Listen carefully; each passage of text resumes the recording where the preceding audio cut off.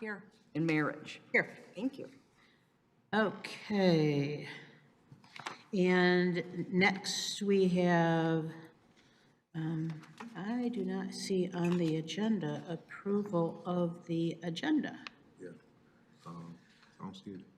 Right, I don't see it on either. Nope. Number one. Right under number 1, Where?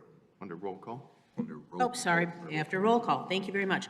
Okay, so let's approve today's agenda. Is there a motion, please?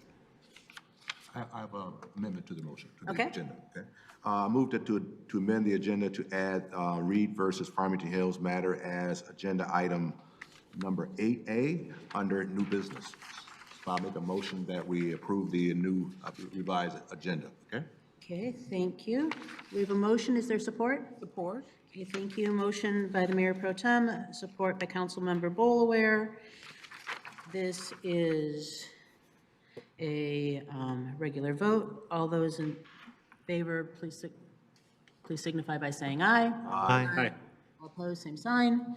Okay, agenda as amended is approved, which then takes us to announcements, presentations from city boards, commissions, and public officials. And I see that the Emergency Preparedness Commission would like to speak this evening. Good evening, Mr. Sweeney. Good evening, Madam Mayor, members of council, city staff. I'm Mike Sweeney. I'm one of your 11 preparedness commissioners, just to be clear that I'm not the only one out there. 3 weeks ago, I had all the windows in my house open. I had the attic fan on and pulling that delicious Michigan spring air through the whole house. I was even had the basement open because I wanted that fresh air to go downstairs and clear out the funky from winter. My wife, who puts up with much more foolishness than perhaps she should have to, had a lap blanket on and was even wearing one of her little sweaters. 8 days ago, that all changed. The oak alert alarm went off on my phone. A line of thunderstorms rolled through town, flash and thunder and heat and humidity. And 2 days before the summer solstice, Michigan summer was here, and a full-fledged heat emergency. The EPC would like to call out and thank the Farmington Special Services Department and anyone else who had a hand in the decision to open the Cossack Center as a cool-down center. As we all know, heat emergencies are especially dangerous for our senior citizens, our children, but anybody with a health issue, it will be bothersome for you too. Diabetics, COPD, any of those things that you're taking medications that affect the inner workings of your body, heat emergencies are a problem. And then I'd like to remind some of our, since I are a senior citizen, I feel perfectly happy making this announcement. The biggest threat to old men is our believing we're still young men. The world will not come to an end if you wait until the sun goes down and then you mow your grass. You can take your early morning walk a little earlier. Stay out of the heat, limit your activity. Don't become sedentary, sit down. That's a whole different problem. But please, when the heat's on, slow down, cool down, drink more water. And yes, I know some of us really like our IPA beers, but perhaps you could cut back on your beers and drink more water. My personal problem is I love coffee. But when the heat emergency's on, we advise, please stay away from the coffee. We also would ask that you check on your family, your friends, and your neighbors. If you have a neighborhood watch program, start using the calling tree to check to make sure that everyone else has the fluids that they need. And if you're blessed to have a pet in your home, bring the pet in the house if that's possible. If your pets are outside, if you have stockyard animals, please make sure that they have water, make sure that they have shade, and maybe you cut back on their groceries a little bit. They don't need to eat quite so much when the heat's on them. And if you happen to have a big old dog, and you need something to do in your evenings that doesn't require you to go bench press 300 pounds, get yourself a nice brush and sit down with your dog on the back porch, brush the dog. She will like the attention she gets from her human. It wouldn't hurt her to lose some of that under fur, and maybe when it's later you can collect all that fur up and knit yourself another dog. We very much appreciate how the fire department came out first thing Monday, well, Sunday night, they were already out. I didn't see it till Monday morning, but they're out checking down wires and keeping folks away from the power outages. And in the morning, I saw the DTE trucks before I saw anything else. And I know DTE, they're our utility. We love to hate them and back and forth. But they were Johnny on the spot, clearing the wires, getting the wires back up, trying to get the electrical power back on as quickly as they could. Michigan Mother Nature had a little game to play with them. Was it Tuesday night or Wednesday? The storms came through again, knocked them all back down again. So I give them an A for trying. Mother Nature, well, summer's here. Summer's here. We would recommend that you take a first aid class. If you see someone that you think is having a heat emergency and you know they're being lethargic, they're talking funny, they're not thinking clearly, they're sweating way too much or they're not sweating at all. These are all signs of heat emergencies. Help them get into a cool area, give them something to drink, call 911. You may be not picked up immediately as fast as you would like, but you want to get in the queue to get any medical treatment that would be required. Also, the Farmington Hills Fire Department does have a first aid class in July 18th. Now that one happens to be basic first aid, CPR, AED, not directly related to heat emergencies, but it certainly wouldn't hurt to tune up the rest of your first aid skills. With that, I thank you for this evening, and if there are any questions, I'd be happy to answer them. Thank you. Good evening. Thank you and good night.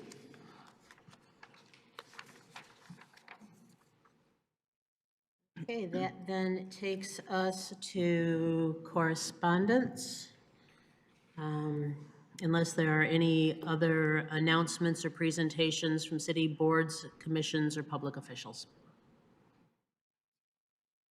Okay, then correspondence, please. Anyone have correspondence that they would like to share? At this time. Okay, thank you very much. And then that then takes us to the consent agenda. All items listed on the consent agenda are considered routine, administrative, or non-controversial by the city council and will be typically enacted by one motion. There will be no separate discussion of these items unless a council member or citizen so requests, in which event the items may be removed from the consent agenda for consideration. So I see a hand, Mr. Aldrich. Madam Mayor, I'd like to move to remove item 10 from the consent agenda and move it to the consent items for discussion, so that there's language that can be made consistent with the study session notes from June 10th. So just to remove item 10 out of the consent agenda. Okay. All right, and then when we get to the one motion,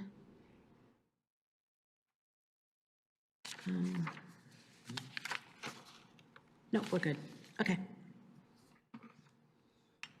go ahead, please. Second on that? Oh, I'm sorry, is there a second to that motion? Is there a second? Second. Okay, support by Ms. Knoll. All those in favor, please indicate by saying aye. Aye. Any opposed, same sign. Okay, thank you, motion carries. And so item 10 will have a separate conversation. Thank you, Madam Mayor. Consent agenda item number 9, recommended approval of the Planning Commission and Zoning Board of Appeals per meeting pay increase request. Item 11, recommended adoption of the revised City Council annual meeting calendar. Item 12, recommended approval of adoption of the policy to defer payment of sanitary sewer and water main connection charges for properties subject to temporary connection agreements. Item 13, recommended approval of extension of bid for fleet vehicle outfitting services for public safety to Canfield Equipment Services through September 30th, 2025, with an option to extend. Item 14, recommend approval of emergency repair of broken kitchen sanitary line at the Cossack Center to Guardian Plumbing in the amount of $20,000. Item 15, recommend approval of a request for employment under section 10.01A of the city charter for a camp instructor. Item 16, recommend approval of a request for employment under section 10.01A of the city charter for a building assistance, the Hawk. Item 17, recommend approval of request for employment under section 10.01A of the city charter for a seasonal park laborer. Item 18, recommend approval of city council study session meeting minutes for June 10th, 2024. Item 19, recommended approval of City Council regular session meeting minutes of June 10th, 2024. And that concludes consent agenda.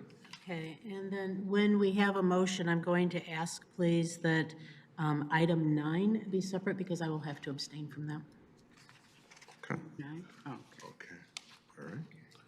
Okay, do we have a motion for, yep, I make a motion that consent agenda number 9 is read by the Mayor Pro Tem. Approval for that. there's a motion, is there a support? Support. Okay, we have motion and support for item 9 only. And can we do this as a roll call, please? Council members, Sorry, is there discussion? is there going to be discussion on this? Yes, discussion, any discussion on this one, please? We're on number 9. We're on number 9. On item number 9.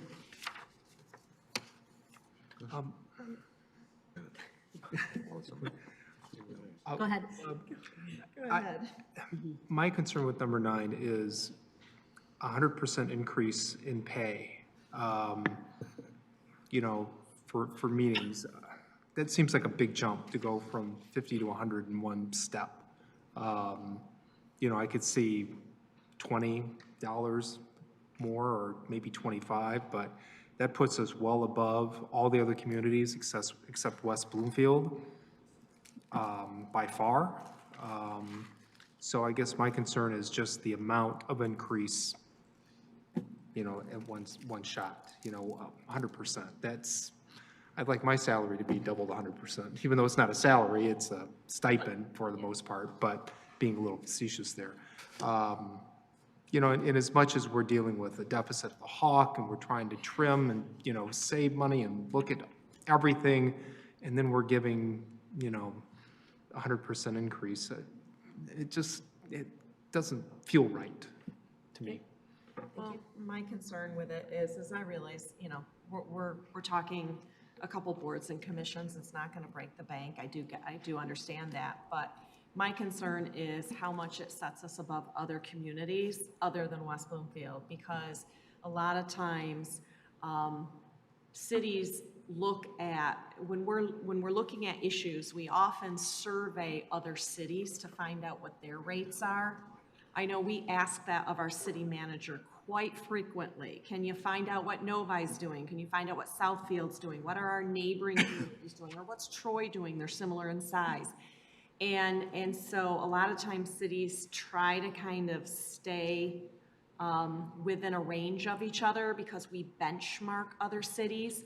And by us increasing it that much, even though it probably won't break the bank, and I do realize West Bloomfield is higher, it's really above the median, and it's gonna push that up, and then it's gonna push up all the other cities, and it's not incremental. It's not one small bump. It's a big bump, and there's nowhere really to go after that if in 5 years it's time for another increase. So I think maybe like 75 would be a more incremental increase. So that would be, increase of 25, so up to $75. Okay, thank you. Mr. Mayor Pro Tem. Yes, I'm sympathetic to the arguments made by Councilmember Bruce as well as Councilmember Noel. Mr. Metchin, do you know the last time this increase was there? How long $50 has been the stipend for these commissions? Actually, I think it's been some time since the increase. Of course, this is completely under council's purview. Charmaine Keller-Schmaltz actually here. She can actually give you some additional background on how the number was arrived, resolution passed by Planning Commission. Okay. The last increase for these commissions was in the year 2000. 2000. 2000 was when it was a $10 increase. years And went ago. from $40 to $50 for both commissions. Thank you for that. So that's 25, almost 24 years since an That's increase. correct. So we've had CPI, inflationary pressures on, inflation for 24 years, not every year, but CPI calculated probably far exceed the, I don't know what it would be regarding the $50, going up $50. I can support a $75 stipend, but I think the argument regarding the inflation impact for 24 years is something you need to consider as well, even though it's not really their income, it's a stipend. But 24 years since a raise is a long time. And So I could support an increase of $75, as long as that will be the base. But there has been 24 years since an increase. That's a long time, might be the point. And to be clear, this was something that was proposed by the Planning Commission last September, that they voted on this. That's correct. Yes, they put together a motion and voted on that in September of last year. Okay, thank you. Mr. Dwyer and then Mr. Bruce. Would you know Mr. Alderman. how they stand with other cities, the planning commission, as far as the costs that we're talking about? It's widely variable. Some communities. Off the top of your head, what cities would you know that is comparable to the $100 that planning and zoning is asking for? West Bloomfield is the most closely affiliated. Novi does not pay their planning commissioners. Isn't it true that planning and zoning are have the most work on their table than any other commissions? They in the have city? quite a bit. They have quite a bit, especially the Say planning there's somebody that commission. exceeds planning and zoning as far as the workload? It's pretty close, yeah. The planning commission has just completed their master plan process with study sessions and regular meetings. Zoning Board of Appeals meets regularly for a number of hours each session. So there's quite a bit of work for both. I support the increase to 100 myself personally. I know the workload that both those commissions have, and I think it's way overdue. It's been 24 years, and you can't give them $50 more a meeting. And these are people that are really spending a lot of time and effort, not only at the meeting itself, but everything they receive as far as getting prepared for that meeting, That's correct. more than any other commissions, I believe. And Site visits, preparation, understanding the material prior to the meeting. There's some time involved. I'm going to be supporting the 100, so thank you. Thank you, Mr. Aldred. I was going to support the 75 value as being a good increase at this point. So, yeah. So the motion we have on the table is for a $100 increase. I'm going to call the question, and then if there is a secondary motion, then we'll go forward. I'm sorry. We would need to remove this item from consent for this discussion if we wanted to have a separate motion on this one. Well, yeah, normally when you have a discussion on an item on the consent agenda, you move it to items for discussion, but I don't think council has done that. We did do that. Pardon me? We did move this item to an item for discussion, I thought. I see. Okay. All right. Oh, no, wait, I'm incorrect. I'm incorrect. You do it for 9. Okay, we But did not do it for 9. I believe there was a motion made. and There was a motion made. And I'm not sure if it was for $100 It was per for, meeting or $100 increase, it was 100 per meeting. 100 per meeting. Then if there's a motion on the floor and it was seconded, it is pending and it can be acted on. If there was a motion and it was seconded. Motion, or was it the motion for the consent agenda? It was there was the motion for item 9 on the consent agenda. Okay. So it's an up-down, and then if this does not pass and it's something we want to bring back to a future meeting, we can do that. Okay, so with that being said, let's vote. And a regular vote or a roll call vote? Still considered consent, so that's going to be a roll call vote. So it's a roll call vote? Question for the attorney. Yes. Could we modify the motion to the 75, or we have to vote on the 100? It is still open to a motion to amend the motion that's on the table. Take precedent over there. Pardon me? Take precedent It over would take precedent and it would have to be voted on first, up or down, if there was a motion to amend. So then Okay, who made the original motion, please? Be Jackie. Jackie. Councilmember Moore. Ms. Bolaware. What do you want me to do? You want me to rescind the motion? So the question is, do you want to keep the motion as it stands at 100, or do you want to take what sounds like a friendly amendment to make it 75? What I'd like to do. Wait, go ahead. I could just make the motion. I could just make the motion, and then we vote first on the motion, and if that fails, then it goes to Jackie's motion for the 100. That's correct. Yes. So then I would make the motion to amend the motion on the table from $100 to $75 per meeting for the zoning board and planning commission. Okay, is there a second? I'll second it. Okay. Now we vote on that, the $75, and it is a roll call vote. Right. Okay. Okay, council members Knoll, Yes. Dwyer, No. Bruce, Yes. Bridges, No. Bolaware, No.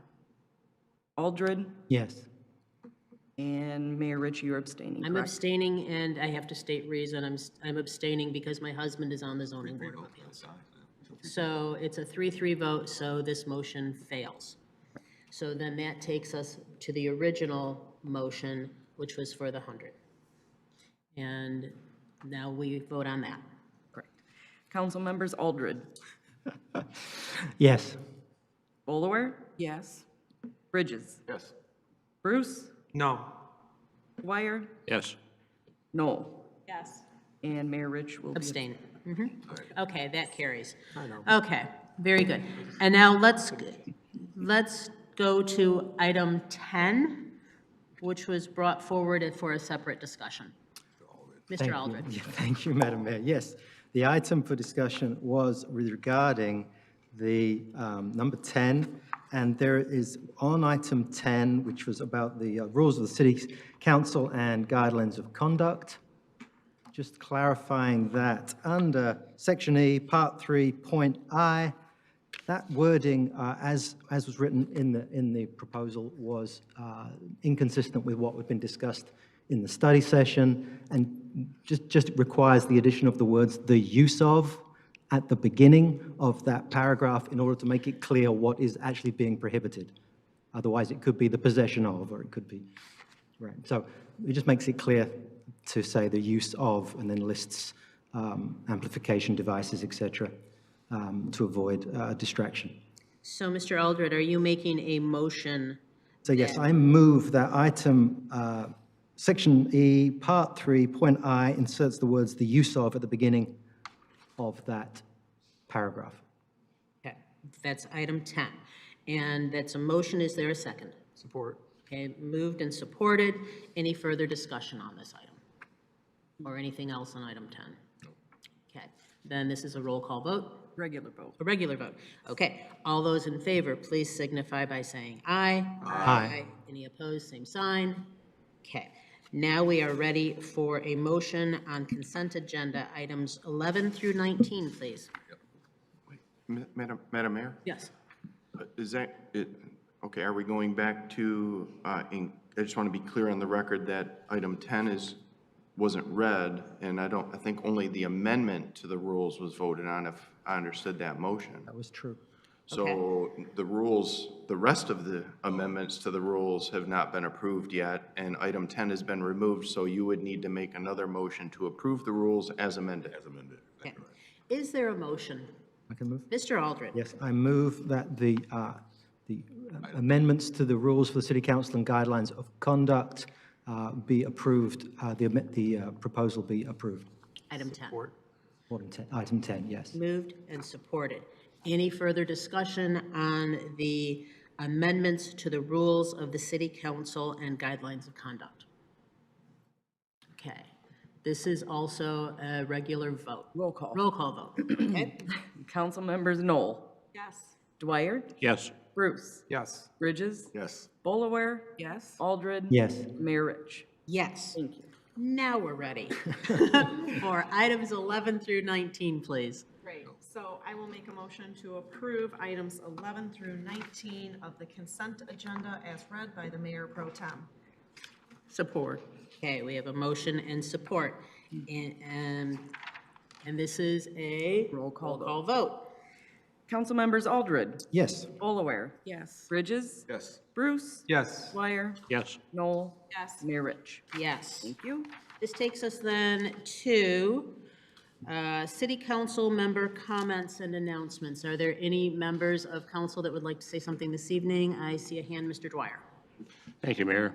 I would request a moment of silence and a silent prayer for the tragic loss yesterday, of Oakland County Sheriff Deputy Brian Reichlin As most of you know, he was killed in the line of duty.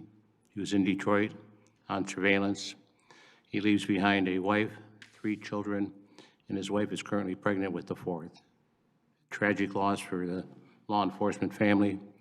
I talked to Chief King and Chief Anru and the Farmington Hills Police Benevolent Association, and I'll make that announcement after the silent prayer. Thank you.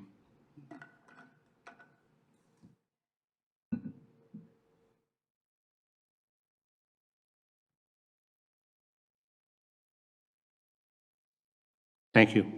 Thank you.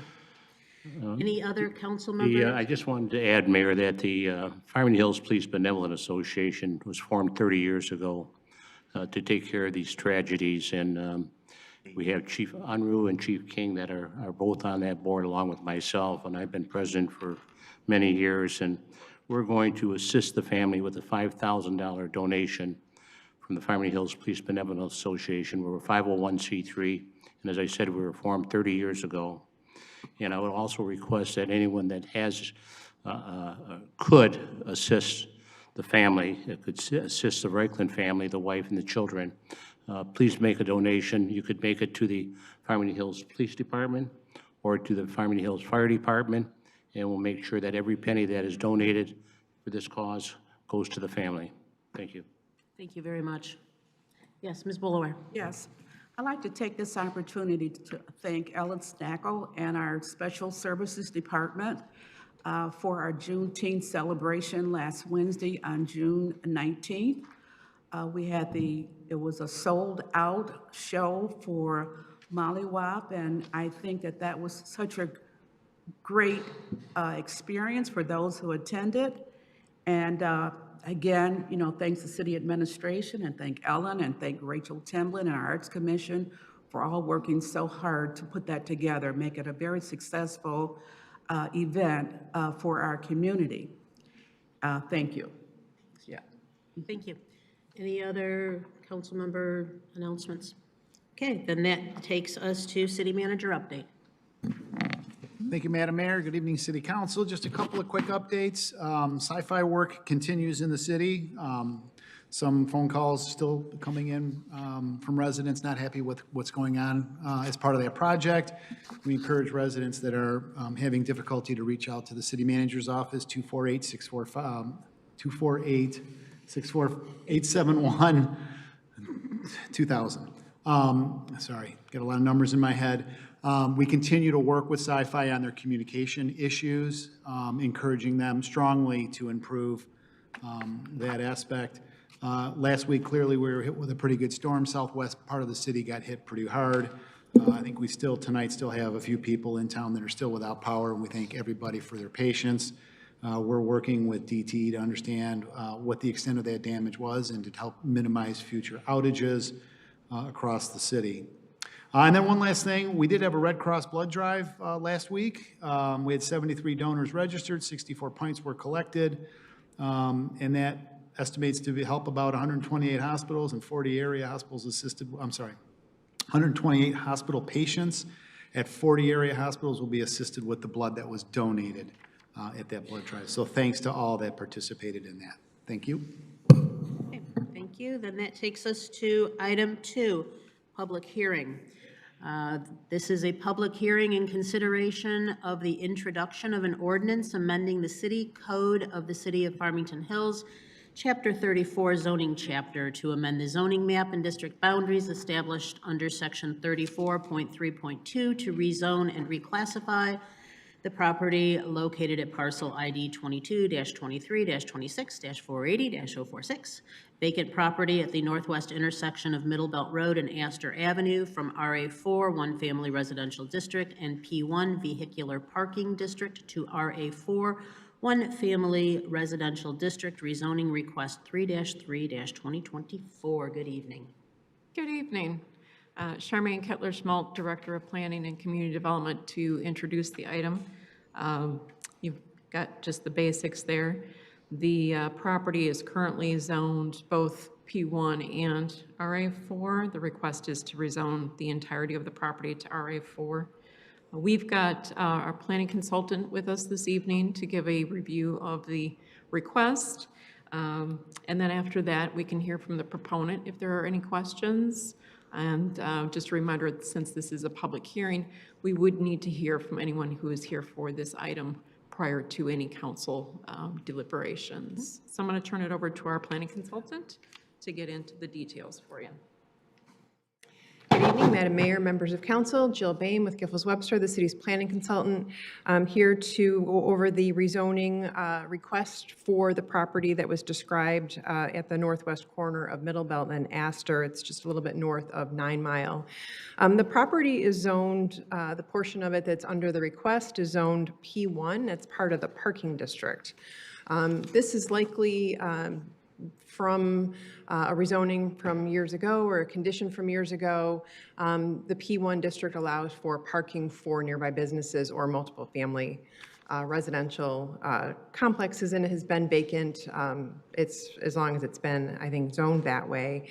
The property is just under a third of an acre, 0.29 acres. It does have a little bit strip at the top under its collective ownership that is zoned RA4. And the petitioner is asking for the rezoning from P1 to the RA4, excuse me, for the purpose of building a single-family home and making that a duplex under the major road frontage option that's available in our current zoning ordinance.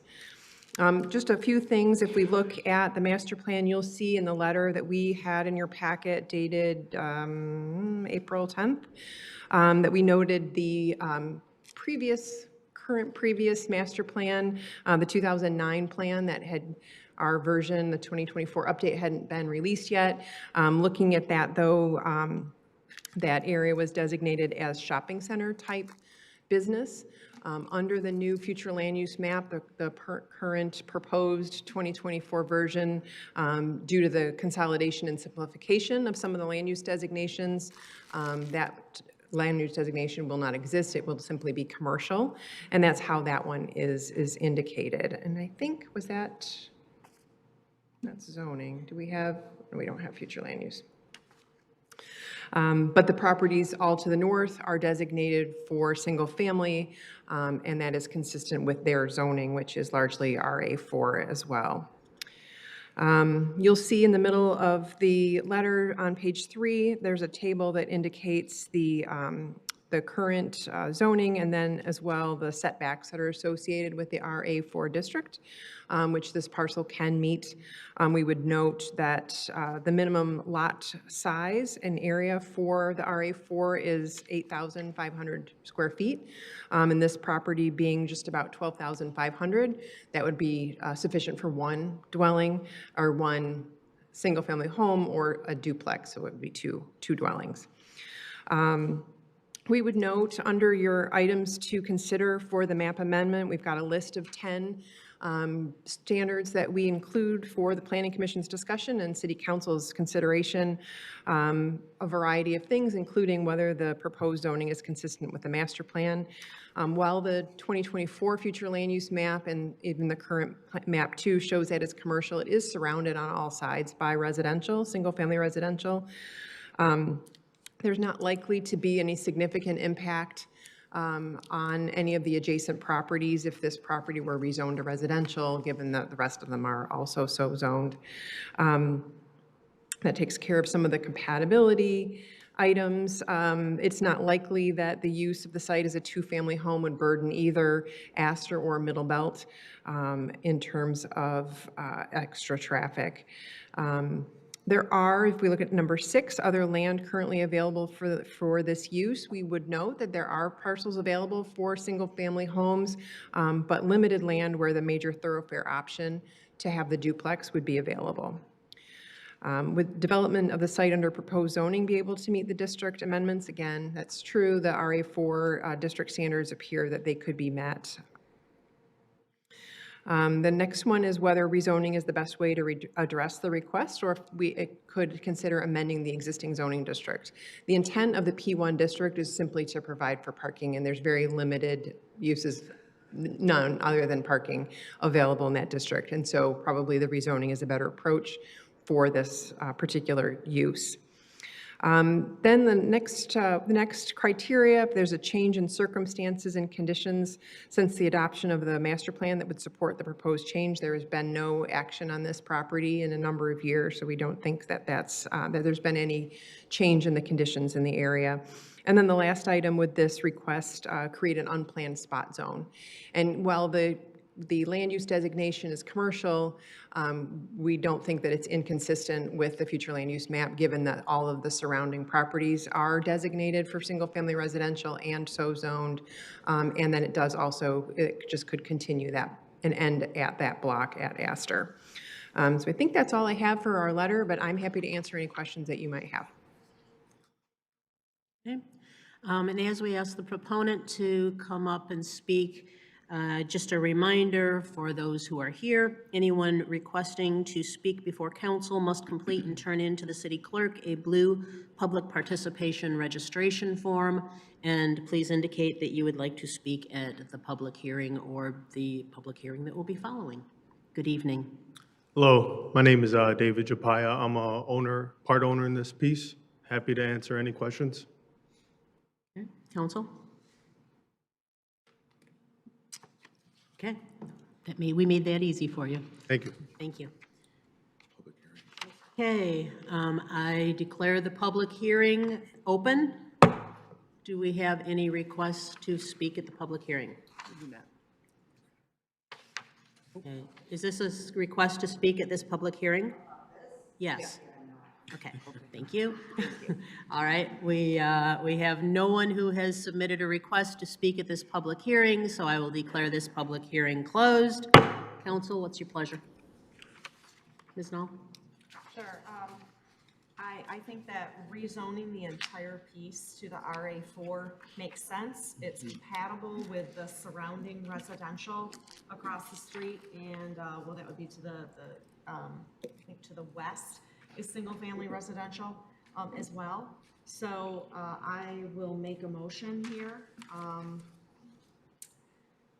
for an ordinance to amend the city code of Farmington Hills, Chapter 34, the zoning chapter, to amend the zoning map and district boundaries established under Section 34, 3.2, to rezone and reclassify the property located at parcel ID 222326480046, vacant property at the northwest intersection of Middle Belt and Astor, from RA4, one-family residential district, and P1, vehicle parking district, to RA4, one-family residential.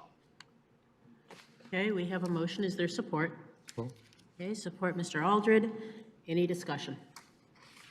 Okay, this is a roll call vote. Council members Aldred, Yes.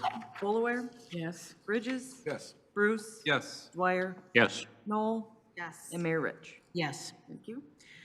Okay, that then takes us to our next public hearing and consideration of amendment to PUD 1-2021, including revised site plan 54-2-2021 Comfort Care Senior Living, located at 31525 12 Mile Road. Good evening. 12 Mile Road. Thank you, Stephen. It's 12 Mile and Orchard Lake. Thank you. Good evening. Charmaine Kettler-Schmaltz, Planning and Community Development Director, to introduce the item. We've got a public hearing before you for an amendment to the current PUD, which is conversion of a hotel. As our previous item has, a public hearing with it. We have the planning consultant review of the item. If there is someone in the audience for the proponent, we'll have time for them to speak, and then the public hearing on the item prior to council deliberations. So I will turn this over to our consultant for the review. All right, so this item that's before you is for an amendment of a PUD, PUD 1 of 2021. And for the benefit of those who may not know what a PUD is a planned unit development, and it's a tool that we have in our zoning ordinance to allow for creative projects or projects that meet certain city goals to be approved, things that may not otherwise be permitted in our zoning ordinance, whether it's related to the use, whether it's related to setbacks, or a variety of other requirements that we have in our zoning ordinance. And so when we have a plan unit development, we have several things that are part of that process, including a public hearing at the Planning Commission, recommendation, and another public hearing here at Council. This is not to be used by an applicant or a property owner as a way to get around the requirements of the zoning ordinance. We always like to say that, but instead it's a way to provide some flexibility in exchange for things that the city has in its sites as well in terms of our goals. So this project was approved in November of 2021, and it was a conversion of a hotel, the Radisson, to a mix of living types, unit types for older residents, including assisted living and memory care, and some independent units as well. The applicant has started some of the initial improvements on the property, including the reconfiguration of the now a shared drive. It was formerly just the drive for Roberto's, the old restaurant.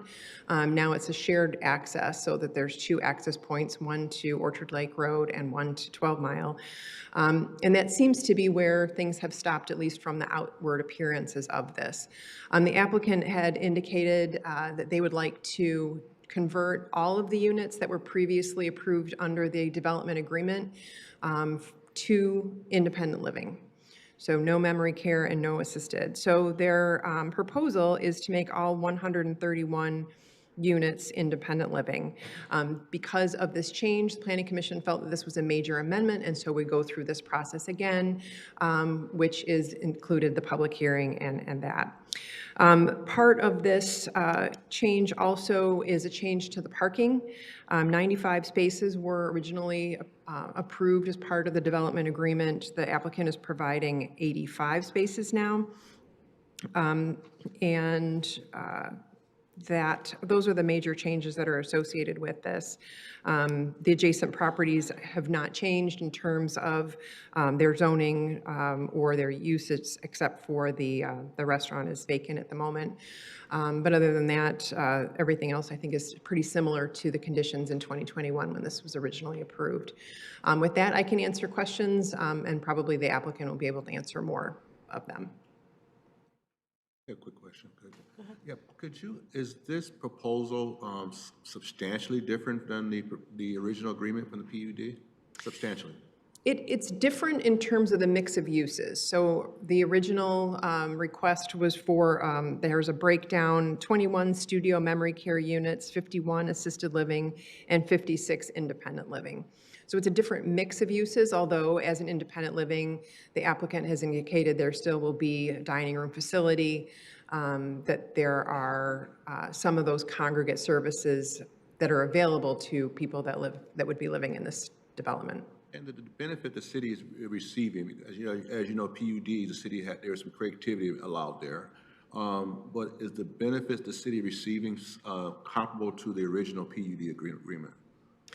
I think that the Planning Commission found that there was there, and I think it's consistent with what the City Council found when this was approved in 2021, the advantages of the old hotel, which had been vacant, being repurposed, the ability to provide additional housing for older members of the community being the 2 primary ones. And then the city will also receive, this is all subject to the fire marshal and the police fire marshal making a determination what will impact their ability to provide services there and by public safety there as well, right? Correct. This will be all part of the... And all building codes being satisfied as well, yes. Okay, thank you. I have a question. Yes. If I may. Question, previously, I believe there was, if I'm reading this correctly, 95 parking spaces were going to be provided, and with the new proposal, it's going down to 81? 85. It's going down to 85. Okay. And what was the justification, what's the rationale for reducing I the think parking? that's a question for the applicant, and if I go to the aerial, and I can't point to it, I don't think, but along the west side of the building, this, you know how it's like like a barbell where you've got like the north building and the south building? Yeah. There were spaces proposed against the south part of the building that are not being proposed there anymore. So we can ask the applicant that question. If This time then, I'm going to open the public hearing. Anyone wishing to speak? Oh, sorry. I think the Oh, applicant. I'm sorry, I beg your pardon. Is the applicant here? Where is- Proponent is not here this evening? Okay, They don't have to be here. then at this point, I will open the public hearing, and anyone wishing to come forward may submit a blue card to speak on the public hearing for this item. Have we received any blue cards on this item? On this item. No. Okay, there is no one wishing to speak on this topic. No blue cards on this particular item, so in that case, this public hearing is now closed. Council, questions, issues, concerns? It's our time to deliberate. I would just make a comment just following up on what I asked about parking. And my concern would be that parking's been reduced down to 85 spaces. And so it's 13 less than what's required. Generally, I think in the city we've agreed that often we are over allowing for parking in the city. So I'm open to this not being a significant issue in this case, but I think that's my only concern that I see here, that there's a lack of, potentially a lack of parking, and since this is going to independent living as opposed to other forms of care, there may be increased use of traffic than might otherwise be the case. So that's just a comment, but I don't necessarily have a major concern. Okay. Anyone? Yeah, I have a couple of questions then. Go ahead. You know, I just have a comment, and that I actually think this is a good thing. Taking 131 units from a higher intensity use down to a less intensity use. Now it would be all independent, whereas before there was more assisted and memory care. So as far as our fire department is concerned, this would, just based on the less intense use, it should create less traffic runs for them. So that's a good thing. Thank you. Ms. Bullower? Yes, a couple questions regarding the parking. I don't know if you could answer that. If now that this is independent living, I would assume you're going to have more visitors than you would have if it was just a memory care. You wouldn't have it. And so if the required or the recommended parking spaces are not there, and that's in a very tight corner, I don't know where else they could park unless they're parking in the restaurant parking lot or the gas station parking lot, because it's not like you can do street parking for any access over capacity issues. So what are your thoughts on that? Well, I know that and I don't know what the applicant has in mind for accommodating the parking, but I know that there are options for operators to ensure that they have space available. Just by anecdotally, the independent living apartment where my mom lives, they charge for parking spaces. So if you want a spot, you have to pay for it. And they offer other ways to get around. They have a shuttle bus. There's other transportation available. And so I think that would have to consider some reliance on those kinds of techniques to ensure that they have the parking spaces needed. However, I would note too that the parking calculations are based on the calculations for housing for the elderly, which is defined in the ordinance, and that it would need to, we would need to confirm that that standard is actually met for that parking standard to apply. Anyone else? I'm not. Please go ahead. You know, I'm kind of, I was one of the voices that really was not in favor of that location for that particular type of senior facility. Do we know whether or not, I know that I'm kind of disappointed that the proponent is not here because, the area was blighted for a while, wasn't taking care of the property properly. Do we know what the prevailing rents, what the range of rents are for that particular building? No. No. You don't have that, do you? I don't have that. No. I don't have that. The proponent was notified of the meeting this evening. In fact, we had a email communication just about a week ago confirming the date and time for the public hearing this evening. Do we know why the Planning Commission felt that this was a serious enough change that it should come before council. What was their rationale behind that thought of having it come before council? What was so materially different, that such a big difference that they thought it should come back for a decision here? The intensity of the use is one. The change in the parking standard is the second consideration for that. Is this a question? Well, no, it's two, I have two comments. As I understand it, well, one, this is just my opinion, but I actually think these are pretty minor amendments. As I mentioned, we're actually going from a higher intensity to a lesser intensity, creating less runs for our fire department, so we should look at this as a good thing. I do know, and maybe our city attorney can comment on this, but since this is a PUD, it's a legal agreement. So based on that, when you make any changes to a legal agreement, it has to come back before the city. It's not necessarily that I think the Planning Commission felt that these changes were so large that they had to come before us. It's just the fact that it's a legal agreement, it needs to be correct. It has to have the correct verbiage. And I believe that is the reason why it was recommended from our city attorney that the legal agreement come back to us. But in my mind, I think these are pretty minor amendments that actually benefit the city going to a lesser intense use. If I can, Madam. Yes. Just to confirm that, thank you very much. Yes, indeed, this would come back. The PUD agreement is in place. It's been in place for quite some time. Construction has been ongoing. They've already completed, I can't put a percentage amount on it or anything, but I do know that it has been under construction for quite some time, I think at least a year. And a lot of the improvements that you see on here that provided the benefit have been completed, or some of the benefits have been completed. They've come in, and yes, indeed, the PUD agreement itself has those three types of uses in it. And they indicated they only really, were looking for the independent living use. And we indicated, well, that requires an amendment to your PUD agreement. The Planning Commission said that's a change in use, under our ordinance, that pretty much is a substantial change, or a major change as they call it.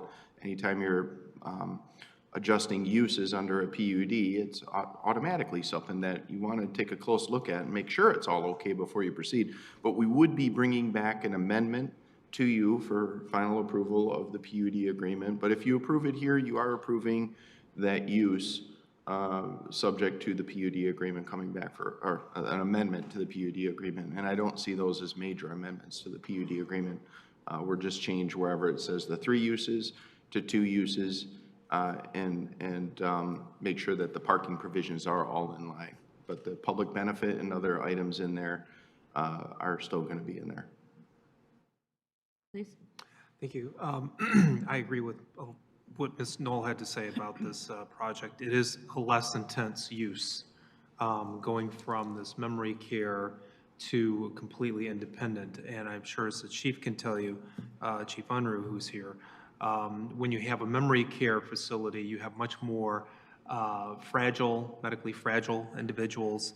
You have people that have different stages of dementia who are in these memory care units. I was never happy about this, having a memory care unit being so close to a major intersection and a freeway, because people do get out no matter how well things are supervised. So I thought it was kind of a dangerous combination to have it in this area, so I'm happy to see that's being eliminated and going from that intensive use to much less intensive use, because it is all going to be independent. So I think overall it's an improvement to the project. And so I'm very much in favor of the changes that are being made and proposed. So I have a couple of questions. As I read the materials, there's no requirement that it's a 55 and up community. That's correct, that's the. And so pretty much anybody could come live there. It's basically going to be a boarding house now. Is that correct? Yeah, that's what it's going to be. It's going to be 1-bedroom apartments, studios with no stove or oven, right? And congregate dining. That's a boarding house, right? That's the way the applicant has presented it. Okay, and so if people are using the boarding house, then those 12 or so restaurants across the street are going to get no business from, I mean, it would stand to reason that they would not, that the restaurants that are in that neighborhood across the street and on the same side of the street would get no business from these, what was it, 131 units that are going to be in there. And so, do we know what the rents are going to be? We have no idea as to what the rents are going to be. Okay, and so, you know, just if a bunch of 20-somethings, 30-somethings, whatever, wanted to rent one of these boarding house rooms, they would be able to, because there's no age restriction, there's no particular care that they're going to be providing them. And so it would be kind of a nice advantageous place to live if you don't need to cook, because, you know, you've got the freeway right there, you can come and go as you please in these rentals, right? So I was not on council when this project was approved, but I did come to public comment at that time, and I did comment that I did not like this project then. I do not like this project now. I don't think that that's a good placement for something at the entrance to the city. I'm very concerned about this whole boarding house aspect. I have a public safety concern about the boarding house aspect of it. And while I share the concern that sometimes with memory care, we have people who escape and just go wandering, and particularly that close to the freeway and with water feature there, that was a concern then. But I just don't see the public benefit of a PUD in this, and so for that reason, I am not going to be supporting. Any other comment? Yeah. Thank you, Mayor. I would just point out that the proponent during the Planning Commission meeting, the proponent did testify that they would be marketing to individuals 55 and older, but they would be open to others in order to meet the fair housing requirements. Right. But I think their goal is still to have seniors living in this project overall. So, yeah, it would be open to anybody, but you know, the way the building is set up, the way the rooms are set up, it really appeals to senior citizens. And, you know, I think that that's somewhat of a point that it's not just going to be necessarily a boarding house, but it is going to be taking care of, I think, of a lot of seniors that are going to be able to, will be living there. Yep. And I will say also, if you go to the Comfort Care Senior Living website, where they have a whole website with all of their different facilities in numerous other cities throughout Michigan. They have a section on About Us, lifestyle options. I mean, everything on here talks about a new standard of senior living. I mean, everything in here talks about senior living communities. They are a senior living community. This one just happens to be independent living, which, as you know, in senior living communities, they often range. Some of them are just independent, others are independent and assisted. They have different levels of a continuum of care, but in this case, this one is independent. But it's very clear based on the website that this is geared towards seniors. Okay, is there a motion? Sure, I'll make a motion. I would move the approval of an amendment to PUD 1 2021, including revised site plan 54-2-2021, Comfort Care Senior Living located at 31525 12 Mile Road. Okay, there's a motion by Dr. Bruce. Is there support? Support. And support by Ms. Knoll. Any further discussion? Okay, this is a regular vote. All those in favor, please indicate by saying aye. Aye. All those opposed, same sign. Nay. Okay, so we have 2 nays, and it carries. That then takes us to unfinished business, which is item 4. Consideration of approval of the enactment of ordinance C-6-2024 to amend the Farmington Hills Code of Ordinances, Chapter 34 zoning, Article 5.0 site standards, Section 5.5 signs, to include a new subsection 3.A.9.H, addressing the area of electronic display areas and approval of summary for publication. Good evening. Okay. Good evening, Mayor, members of council. Eric Prudenick, City Planner, here with you this evening to briefly introduce this draft zoning text amendment. It is the first of 2024 for its second reading and consideration of enactment. To briefly summarize the proposed amendment, it is intended to limit the proliferation of large, visually impactful electronic signage within the city. To that end, the proposed amendment limits the electronic display area portion of a sign to 30 square feet or 30% of the total permitted sign area, whichever is greater. To give you a little background on the procedural history, at their April 18th, 2024 meeting, following a public hearing, the Planning Commission unanimously recommended approval of the proposed amendment to City Council. And then on May 13th, 2024, following a public hearing, City Council unanimously approved the introduction of the proposed amendment. The action requested tonight is to approve the enactment of the amendment, and that concludes my introduction. If there are any questions that remain at this stage, I'd be glad to address them. Thank you. Okay, thank you. Council? No questions. I have a motion, though.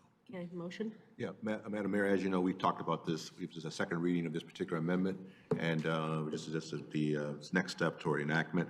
I move the council approve the enactment of ordinance C-6-2024 to amend the Farmington Hills Code of Ordinances, Chapter 34, zoning, Article 5.0, site standards, Section 5.5, signs, to include a new subsection 3A1X.H, addressing the area of electronic display areas and approval of summary for publication. Is there support? Support.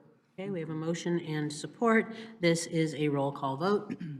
Council members Aldred, excuse me, Sorry, yes. I didn't quite hear. Bolaware, Bridges, Yes. Bruce, Yes. Dwyer, Yes. Noel, Yes. Mayor Rich. Yes. Thank you.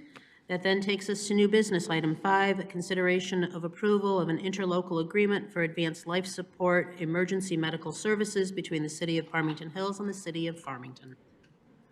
Good evening, Mayor, members of City Council, and City Manager. During the month of December of 2023, the Farmington Hills Fire Department was asked to provide a quote to the City of Farmington to provide advanced life support services. The services included the response to approximately 800 incidents annually. Advanced life support services, as you know, include responding to calls for service, evaluating and treating the sick and injured, and then transporting them to the appropriate hospital. A bid for $275,000 annually was submitted to the City of Farmington in January of 2024. The bid is broken down in the following manner: $25,000 for administration fees, $150,000 for response fees, $100,000 for a capital share. Farmington City Council met on March 11th, 2024, and approved the offer. Advanced life support services commenced then on March 15th of 2024. Okay, thank you, Dr. Bruce, and then Mr. Dwyer. Thank you, Mayor. Good evening, Chief. Thank you for the info. My only concern with this is that our department has seen, annual increases in runs, to the point where I know our department is pretty maxed out. Right. So will this agreement, when we start providing services to Farmington, which I think will be very good for them, will it push us over the edge in terms of our ability to provide services to our residents? And will these costs actually cover, what we're charging them actually cover our costs? And how often will that be evaluated on an ongoing basis so that we can make sure that that's adjusted to reflect any increases that we have as a result? So I believe this is a one-year agreement with an opportunity for a one-year extension. Okay. Since March 15th, we've noticed about a 10% increase in daily responses. Does that push us over the edge? No, it's getting close. And as far as the fees, I think they're fair. I think they cover not only our response, but with our EMS transport fees that may allow for some future vision for adding staff in the future as we see fit, Okay. and help cover those costs. Okay, thank you. Okay, so Mr. Dwyer's hand and then the Mayor Pro Tem. Chief, this is a renewal, a one-year contract? This is the second? original, and this will be year one. Okay. So is there other funding coming in as a result of this contract into the city of Farmington Hills, other than just the contract itself? The contract itself, and then any EMS fees that we obtain from insurance companies for transport fees. Do you have any estimate on what that would be? No, I think we're going to take a real close look at that this first year and see what that brings in. What did it bring in the first year, do you know offhand? This is the first year. Oh, this is the first year. So we'll study that as it goes along, and then I think that'll help us guide us for the future. Okay, thank you. Chief, thank you for coming tonight. Question is regarding, you said you were probably close to the edge. Could you describe that for me, please? What does that mean, close to the edge? So we do about 40 runs in a 24-hour period with basically 4 stations that are staffed 24 hours a day with advanced life support rigs, and statistically in the fire service, if you were to take a look at that, that pretty much maxes out our services. We're not having to request mutual aid from our partners on a routine basis from fellow cities, so we're able to handle our current run volume. So I have a question for you. Why do the agreement then? Why are we doing the agreement? Something they want, or we want, or what is this? I mean, why are we doing an agreement? What's the basis of the agreement? Why are we doing it? So it was something that they wanted, and ourselves with city staff looked at it, and it was a service that we could provide. I think it's natural for us to provide advanced life support to our neighbors. We were properly equipped, and most importantly, we were geographically the best option for them. So you don't see any decline in the ALS services for Farmington Hills residents, do you? No. Okay. That's the key point right there. Right. The fact that residents in our community are paying for this service themselves for years, and they value this service. And if you don't see a decline in ALS services for our residents, I think we should look at it for a year and see what happens, okay? Yep, and I think that's something that we're going to take a real close look at and make sure that we don't suffer at all. Thank you. Yes, yes. You know, my only concern is that our fees really reflect the true cost of our services, and also does not impede on our ability to deliver to Farmington Hills residents.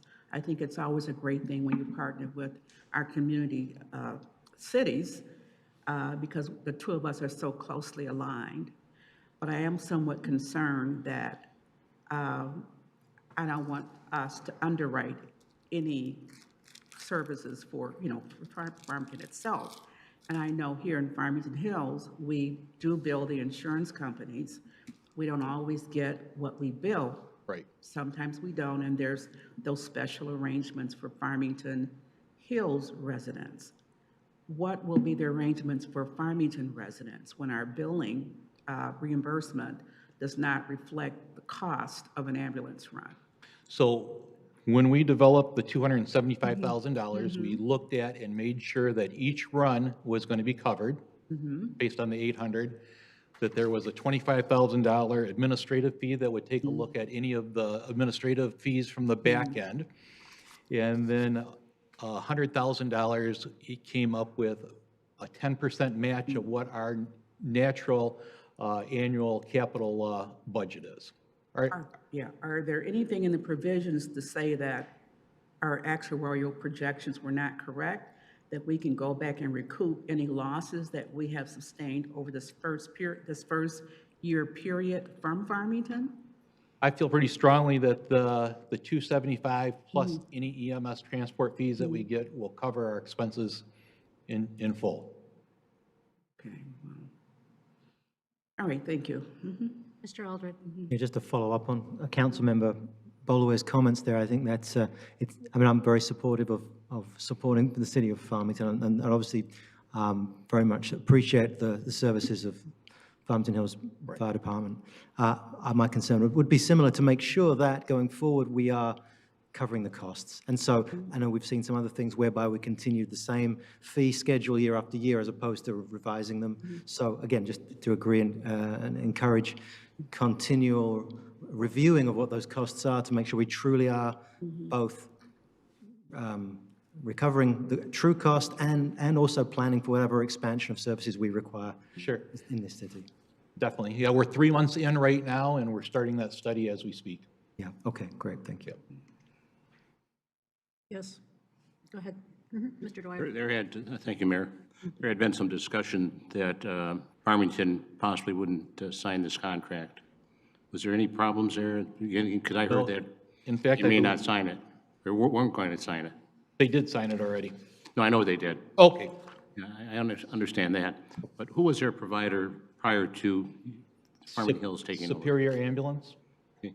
So if you know, what's their response time, or what was their response time compared to your response time, Farmington Hills? I think their response time was in excess of 10 minutes, and our response time is 3 to 5 minutes. Do you have any idea what they were paying? Was it Universal, did you say? Superior. Superior. They were paying nothing. But they had just gotten a new contract for them for $900,000 a year. Okay, thank you. Any other questions? Okay, is there a motion? I have a motion, Mayor. Please. Mayor, I move to council to approve the interlocal agreement for advanced life support emergency medical services between the city of Farmington Hills and the city of Farmington. Is there support? Support, okay, Mr. Dwyer? Okay, and then this is a regular vote. All those in favor, please signify by saying aye. Aye. Any opposed, same sign. Okay, it carries. Thank you. Item 6, consideration of approval of a resolution consenting to assignment of the Green for Life Environmental USA, Inc., GFL, waste hauling agreements to Priority Waste LLC. Good evening. Good evening, Mayor Rich, members of City Council, Karen Mondora, Assistant City Manager.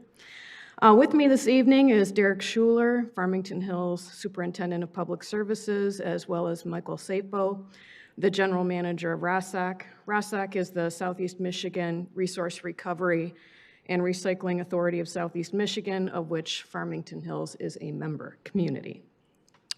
On June 6th, the city received official notice that our waste hauling service contractor, Green for Life, or GFL, as they're commonly referred to, intends to sell their Southeast Michigan residential solid waste collection business to Priority Waste, effective June 30th, 2024. This includes the Farmington Hills waste collection contract. Our agreement with GFL includes a provision for assignment of responsibilities and must be approved by the city to take effect. For your consideration this evening is a resolution consenting to and approving the assignment of the city's waste hauling agreement from GFL to Priority Waste. RASAC and its board members, which include Farmington Hills staff, over the last several weeks have met extensively with Priority Waste and toured their truck yard, corporate headquarters, and operations hub. Both RASAC and the City Attorney's Office are recommending approval of this assignment. And at this time, I'm going to turn it over to Derek, who's going to talk about specific items of note regarding the service transition, should the resolution be approved. Thank you. Thank you. Good evening, Mayor Rich and Council. My name is Derek Schuler, and I am your Public Works Superintendent. As Karen noted, Priority has committed to honoring all aspects of our existing contract. Priority is acquiring the GFL trucks, the drivers, and many of the supervisors already working in our community. A few of them are with us tonight. For our residents, collection schedules and route days will remain exactly the same. We'll be using the same carts, same trash carts, same recycling carts. We do expect to see route adjustments the first few months, and this may result in changes in the timing of the pickups. So I ask that the residents be patient with that.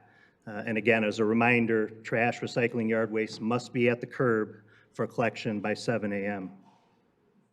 Residents will also notice the eventual change in the branding of the trucks going from GFL green to Priority yellow. That will take several months to be completed. At this time, Priority Waste is not planning to change any of the branding on your current waste carts or recycling carts.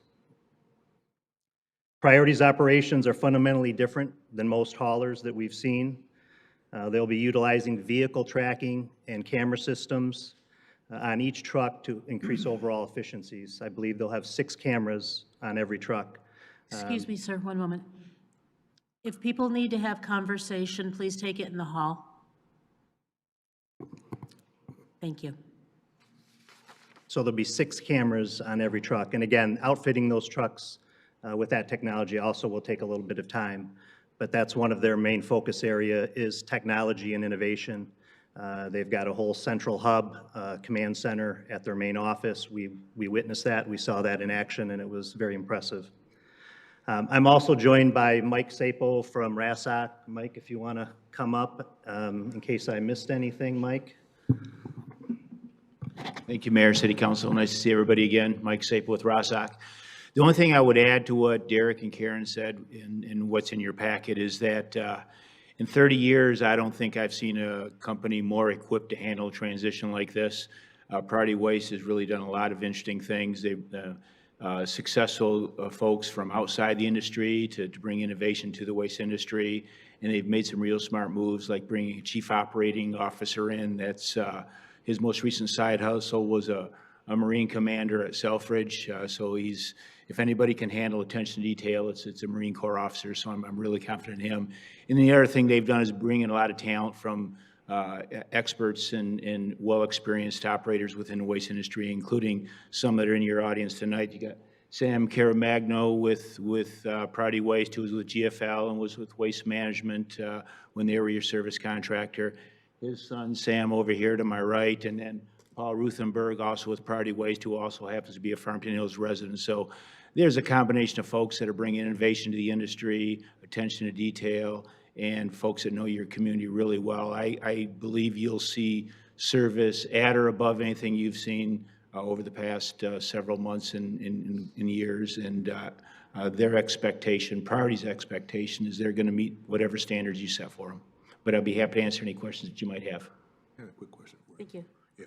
You were here about a year and a half ago. You were here a couple of years ago offering this contract regarding GFL, right? About a couple of years ago you did that, right? You came in a recommendation for GFL to be our new contractor. Yeah, that? so 2 years ago, a year and a half ago. How long ago was that? Yeah, just over 2 years. Just about 2 years ago, yes. 2 years ago. Yeah, you had no idea this is going to happen regarding this transfer. No, this is all very new. It all just transpired within, I mean, the news broke about 2 weeks ago. There were rumors for about a month ahead of that, but this is all very new, and it was definitely at the time that your contract was out for proposals. This was not on the horizon at all. And you said the impact on the residents would not be minuscule regarding the transfer of ownership? There shouldn't be any change at all. The only thing that you're likely to see in your neighborhood is if your driver currently is there at 10 o'clock in the morning, it might not be exactly 10 o'clock until they get their rhythm down. And, you know, Priority may want to change some routing just to be efficient, but your day of the week collection will stay the same. And the standards that are in your contract will be the same. The Priority will honor all 4 corners of your existing contract, including the service specifications, and then there are, of course, liquidated damages that you have at your disposal if they don't perform. Yeah, because we've had some, there was not a lot of issues, but there were some issues with GFL transferring from Waste Management. I know you're aware of that, right? There were some hiccups regarding service issues. And we hope and expect that the new ownership will rectify those problems and that we have good service in our community, I mean, regarding waste hauling. And so we're going to monitor and make sure that they live up to the expectation that you set out they're going to do, because that's important to our residents, that we ensure that we have good waste hauling in Farmington Hills on a consistent basis. We agree, and we believe Priority feels the same way based on the conversations we've had with the founders, their COO, their CEO, and their team. Thank you, appreciate it. Thank you. Questions? What if we said no? Well, I'd ask your city attorney that question. There's an option there. I mean, I know we're voting on this, but Yeah, well, I think the city manager has some thoughts on that as well in terms of service to the community and continuation and so forth. But, you know, aside from that, I think the contract provides for the opportunity for them to request an assignment, and council handle that in a reasonable manner, considering what you're hearing. And I can confirm that the assignment document you see in your packet, the only changes to the agreement will be changes from GFL to priority waste throughout the contract.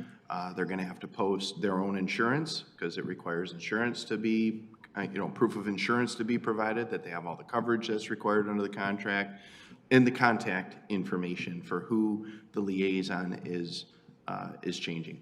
That's it. Everything under the contract that you previously vetted and approved will remain in place, including the term and how it all proceeds. And as Mr. Sapo mentioned, liquidated damages, all the protections will remain in that contract just as they were.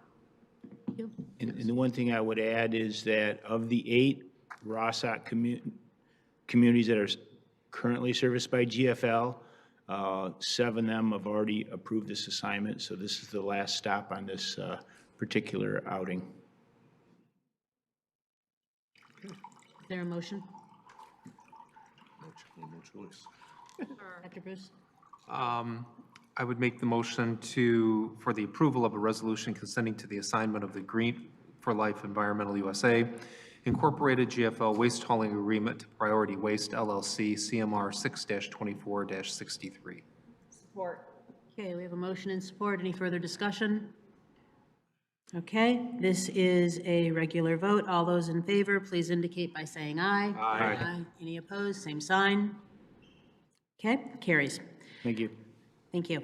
Item 7, consideration of approval of request from Groves Walker Post 346, American Legion, Department of Michigan, Inc., for the transfer of location of a 2024 club license with permits to 21023 Farmington Road. Good evening. Eric Welter. I am SAL Commander. I am the clubroom manager of the facility.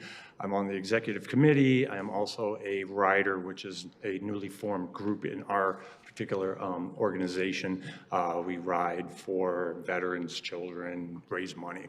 I'm here to answer any questions that you may have. I would like to say thank you for paving the way for us to come to your city, because you had to change an ordinance to get us in, and we appreciate it on behalf of the Groves Walker American Legion 346. Glad to do it. Happy to do it. Okay. Discussion, a motion, what are we thinking here? I'll make a motion. Ms. Knoll? So I move that we approve the request of the Groves Walker Post number 346 American Legion, Department of Michigan, for the transfer of location of a 2024 club license with permits to 21023 Farmington Road. Okay, it's moved and been moved and supported. Any further discussion?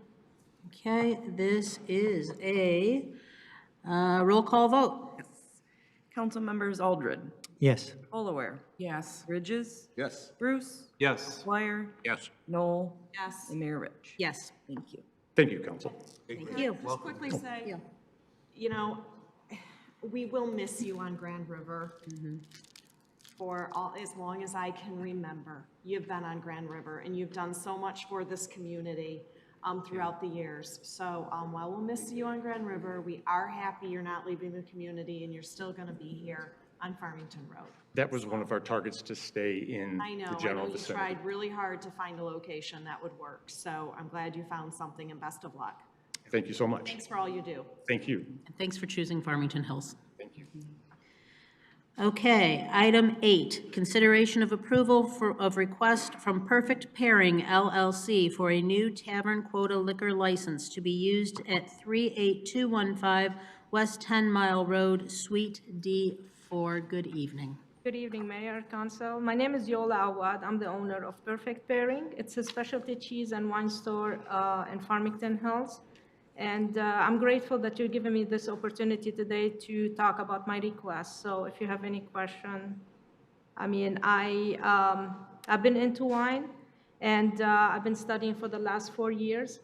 And currently I'm studying to be a certified sommelier, and I want to share my knowledge with my customers about cheese and wine pairing. And to do that, I need to serve some wine in my shop. My shop is very small on West End Mile. And, I would love to, because a lot of customers come to my store and they ask me if I can serve some wine and cheese and talk about it, and I always tell them no. So I hope after tonight I can tell them yes. So it's all for purpose, educational purpose about wine and cheese, and it's a small shop, and that's it. I mean, Thank you. Any questions? Mr. Albrecht? So thank you. Nice to meet you. Questions about your business, your specialty wine and cheese. And my understanding here that your expected usage, it's a fairly small shop you described, small store. How often do you see yourself doing these wine tastings? What's the business model that you're expecting well, here? now I'm a retail. I sell a lot of cheese and wine, but I would like once a week or once every 2 weeks to do a small wine tasting and cheese pairing and like a class in my store, and for a few, like 10 people or so. So it's not a bar. It's not a bar. It's a small shop. My capacity is very small. So just to do conducting a small tasting and cheese pairing and talk about wine and cheese and be able to serve wine. Okay. Thank you. Ms. Knoll, and then Dr. Bruce. Okay, Dr. Bruce. Okay, thanks. This is a question either for our city attorney or city clerk. Wishing you all the success in the world, but just to think of every possibility, if something were to happen, and this is a quota license out of our quota here, if something happened to the business, what would happen to that liquor license at that point? We do have a signed agreement. So what would happen generally is that if the business failed, went out of business, the liquor license could be requested to be placed in escrow with the Liquor Control Commission, which we have some existing licenses in the city that are in escrow. We do ask applicants, and this applicant has entered into an agreement saying that at a point it would be returned to the city. There are alternatives in there possibly for using it in another location in the city. I've written to you about those agreements in the past. I'd just like to leave that as it stands, but there is sufficient. I think your best route to consider this on the merits of the request and take it into consideration, less in reliance on that agreement, even though it is important, and it is something the city would look to if you do grant it, but to look at this on the merits aside from that agreement and make your decision based on the merits of this request. And as I've indicated to you before, when it comes to liquor licenses that come before you, you're limited on the number you get. And you know that, and you have 2 left, and you have a fair amount of discretion in your decisions. Just because you say no to one applicant doesn't mean that they're not a positive business influence in the community or aren't going to be successful. You just may have ideas on where you'd rather such a license to be used. And, discussing those is relevant and valid items for consideration and things that should be communicated among council members as you deliberate over this. Thank you. Ms. Knoll? I'm not sure, this question may be kind of a combination for the city attorney and city clerk, but, so one concern that I do have is as mentioned, these type of liquor licenses are in very short supply. And typically they go to large restaurants and bars that have a lot of foot traffic. And we get a lot of people, in and out of the city frequenting the bars and restaurants that these licenses go to. They don't typically go to more of a tasting, more of a retail sales establishment that's going to have tasting. So this would be definitely a big departure from what we've always done.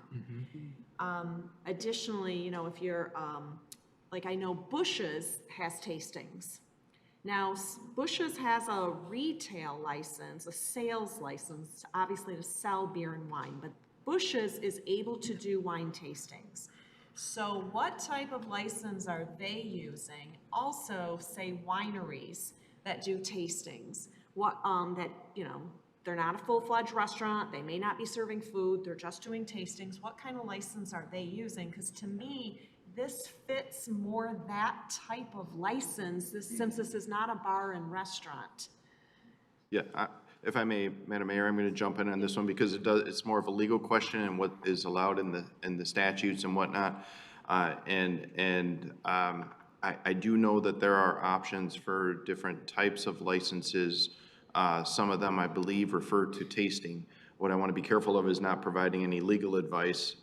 The applicant, if you do not approve this license, you know, of course, suggest to the applicant that they talk to their attorney about what other options if you don't have a current liquor license attorney, or if you're not one, I don't know, but, you know, possibly look at those other options to see if they exist. Okay, thank you. Yes. You know, when I get the license, it's gonna be the tasting, but once I get the license, I'll be like, feel free to serve wine in my store. And, you know, I don't wanna break the law because I don't have a license to serve on premises. But I'll be able, because I have a bar, I have a barrel with tables. Somebody wanna walk in and have a glass of wine and, you know, they'd be free to sit down and have it. It's not like I just wanna do it once a week, but this is the purpose of all this, is educate people about wine and do tasting and, you know, serve wine in my store with my tavern license. It's not like I'm just gonna use it for just the tasting once a month. But once I get it, if somebody wanna walk in and ask me, a lot of customers been asking me if I can serve wine and cheese in my store, and I always tell them, no, I don't have some type of license. But once I get it, so I don't have to, I can serve wine by the glass in my store, but I'm not turning my store to a bar. But I have I have a lot of bottles of wine I can serve, and, cheese and wine, and do the tasting once a week maybe, or twice a week. It depends how people gonna, comment. Thank you. And so just for, I don't know how many of you have been in the shop, but Perfect Pairing has already been a very strong community citizen. They immediately joined the chamber. They had a ribbon cutting through the chamber, and have been very, very active in chamber events in the year that she's been open. Dr. Bruce, you had a question? Yeah. How many square feet do you have? 1,000. 1,000. How many, and what days are you open? 6 days a week. 6 days, and what are your hours? 10 to 7. I close on Monday. I open Tuesday to Saturday, 10 to 7. And if I get the license, I'm gonna exceed it to like 8 or 9 o'clock. And Sunday, I open 12 to 5. And how many people would you say a week that you have coming through your business? Like as a customer as of now? So far I've been open almost 5 months. I have as a sign-up customers over 250 people. So 250 people, I'm sorry. that sign up, because I have sign up for emails, but a lot of people didn't sign up. But the people that I have them in my system, they are around over 250 people. How many, though, people would you say actually come into your business on a weekly basis? How many customers? Yeah. It depends on the day. Sometimes I have a lot of customers walk in, 10, 15 return customers, I have a lot. And, it depends. It's a destination. It's for now, it's a destination for cheese and wine for now. But if I get it, it's going to be different. My concern is, and Ms. Knowles spoke to this, and I kind of had this concern initially when I looked through the materials, is that we don't get very many quota licenses. They're like gold, and we really, when we hand them out, I like to make sure we give them to businesses that have that can have a lot of economic impact, that have lots of customers, or creates a pretty lively, big business, and needs the liquor license for those purposes. My concern is if a business that's small gets a liquor license, I'm not sure that that's the best fit for a quota license. And So I've got some concerns as to the size of your business and getting a quota license for it. As much as I love wine and cheese, and believe me, I love wine and cheese, we just don't get that many quota licenses. And so if another business comes in and, they're large and they want to open and, get a liquor license so they can serve, hundreds and hundreds of people a week, and we don't have any more, then, that really impacts our economic development here in the city. So I guess that's where my concern is right now, is just giving out another quota license, and I think then we only have 2 left, to that size business. Thank you. So I saw Ms. Bolaware's hand, I think. Let that go. I've already spoken. Did I see your hand? Yes, you did, you did. I love, I am so conflicted about your request, because I love the concept, because I'm a wine lover, or trying to be more of a wine lover by learning more about the various wines, and I love the concept. But I think, as Councilmember Knowles and Bruce have mentioned, the number of quota licenses that we get are so small. And one of the things that I hear most from the residents who live here in Farmington Hills, that there's a lack of, restaurants. They can sit down and have beverages or whatever. And I was hoping that that could perhaps draw in a different, type of business, a business that's more benefit to the residents, I know we're all just trying to, make a living, do what we need to do, and I see that you're so invested and you have a passion for it. So that's where I'm at. Just it's a small shop, it's 1,000 square feet. The foot traffic or the traffic is not that large that's going to come into your establishment. And there's such a dire need. Every survey that we send out, that's what we hear. We like to see more restaurants in our area, and most of those restaurants would serve liquor or wine. And to use our limited number of licenses for a shop such as yours, that's of value. I think it gives Farmington Hills a lot of value. I've never heard of that concept anywhere else in this area, but perhaps it would be that just I don't know of any. So I don't know. I'm thinking, I'm listening. Okay. Mr. Dwyer and then Mr. Bridges. Have you spoken yet? I have not. Okay. I'm I sorry. really have a question for our city attorney. Is this classified as a SDM, SDD, or Class C? This would fall under it's definitely not an SDD or an SDM, it's a Class C on The premises. Class C? Yeah. She doesn't need a Class C, right? Quota license, I believe, right? Yes. The Class C? She's applying for a tavern license through the state, but it's coming out of our Class C, our quota license. Yes. Thank you. Mr. Bridges. Yes, I want to remind council that we had a number of discussions about bringing in wine and cheese business to our city. And we want to attract more tasting wine and bars in Farmington Hills, cigar bars. That was a discussion we had. And seems like your proposal meets that particular goal that we have, which is to be more attractive to wine and cheese establishments, cigar bars, and I do understand the fact we do have a limited supply of those quota licenses, but I'm willing to support your proposal because I think we should, it gives us an opportunity to see possibilities that could occur in our city with this type of development. And you say you have 1,000 square feet? Yes, sir, but I can see it. My capacity, I can see it. I have a plan already, but I can see people to do, not just tasting, serve wine by the glass. It's a small business. The big restaurants, they're making already their money. Right. I'm a woman-owned business, small shop. I can't compete with the big restaurants in the area. Yeah. I live in Farmington Hills, and I open my store in my city, and I'm expecting, my city will support the small businesses. And, you know, I mean, I invest all my saving in this shop, and I'm hoping that I want to grow and serve the community. That's, I Yeah, mean, but no, I just want to remind council, we spent a lot of time talking about, you weren't here yet, but Mayor Barnett was here talking about bringing in wine and cheese stops, cigar bars in Farmington Hills.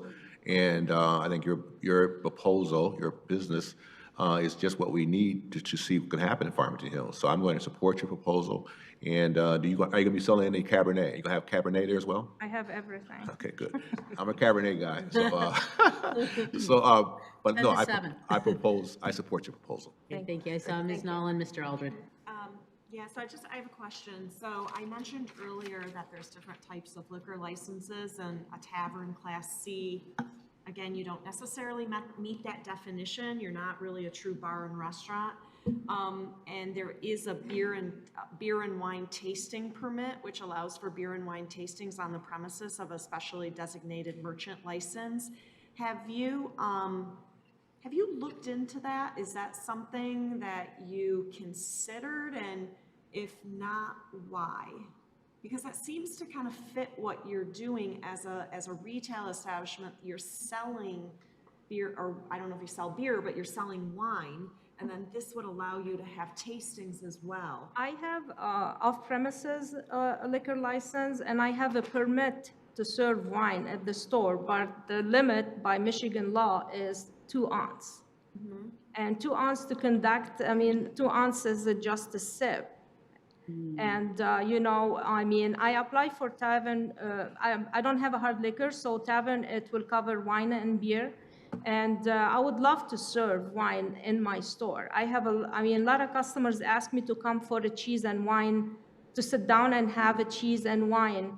And if I get the tavern, I will be able to do that, because there is no other than restaurants in Farmington Hills that serve wine, but they want to just sit down and have a cheese and wine pairing, and, you know, So is the issue with the beer and wine tasting permit, is that what you're saying? It doesn't allow you to serve enough? Yeah.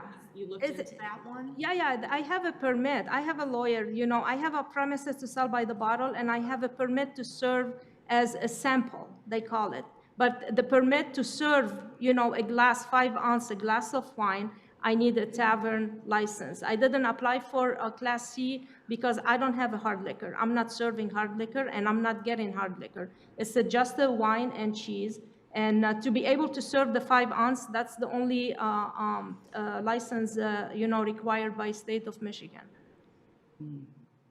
Okay, any other? One more question. Yes. And so just to make sure the proponent has, or the applicant has agreed to sign a document that We have the sign. will go back Yes. to the city of Farmington Hills, because the concern is that we could lose the license otherwise. Yes. She has signed. Okay, Mr. Aldred. And just to agree again with Councilmember Bolaware again this evening, very conflicting on this particular item. It's a difficult call, because I can see the point that this is an over license for the usage. And I think primarily council's discussion on this has been about how to make venues in the city that's going to be attractive, that's going to attract people to the city, to make it more of a destination for people to come. And although it sounds like a wonderful business, my concern is that this is an over use for wine tasting. That's my personal view on this one. Yes. I just wanted to remind council procedurally to make sure everybody remembers that this is one of the few circumstances that requires a supermajority. 5 members, roll call vote, have to vote in favor of this for it to pass. Oh, boy. Okay, is there a motion? I'll make the motion, Mayor. Okay. Madam Mayor, I move the council approve the request for Perfect Pairing LLC for a new tavern quota liquor license to be used at 38215 West 10 Mile Road, Suite D4, with the stipulation that if this business does not succeed, that particular license will return back to the city. She's already made that agreement. That's my motion. Okay, there's a motion. There'll be a question after the second. Okay, we have a motion and support. Ms. Knoll. sorry, one more question on returning that license. How immediately do they have to return the license? Or can it sit in escrow for potentially 5 years where the city doesn't have access to it? If I recall correctly, I think the agreement does provide for some escrowing level, but I'd have to take a fresh look at the agreement. I also have to mention that with regard to the motion, the 90 days. Okay. I just want to finish out on the motion. The motion is fine as is, just wanted to be understood that it would be the resolution provided by the Liquor Control Commission that would be filled out. I don't know that they would honor any conditions like that on the motion, but it would remain on our record here at the city. Just wanted to make that clear. As far as the yeah, if they discontinue use for more than 90 days without permission of the city, then it provides for the return of the license and for it to not go into escrow. And I believe there are some alternatives in here to be able to sell the license within the city within a certain period of time as well. But there is obviously the opportunity to sell it at, just with those restrictions under the agreement, I believe. Sell it within the city or return it Within 90 days. 90 days, okay. Accept that part of my That motion. is one of my biggest concerns. Is we You don't have to, it's in the assigned agreement already. Okay, Dr. Bruce. Question, when you say that you pour 2 ounces, that's what you're restricted to right now, correct? Pouring 2 ounces. Is that at a time, and then if the person finishes that, you can pour another 2 ounces? No, it's like what, 2 ounces per guest. Per guest, and that's it? That's it. Okay. But you can sell bottles to them? Yeah, I have. So they can I have taste a the 2 license. ounces and then, so, I don't. Yeah, I mean, they can sample like that much. I have a small, like 1 ounce, if they like it, featuring one Cabernet one day. So they can buy it, but I don't do the sampling every day. So people walk in, they buy the bottle, and they leave. okay, which you do now? You sell the bottles now? Yeah, I have the permit for that.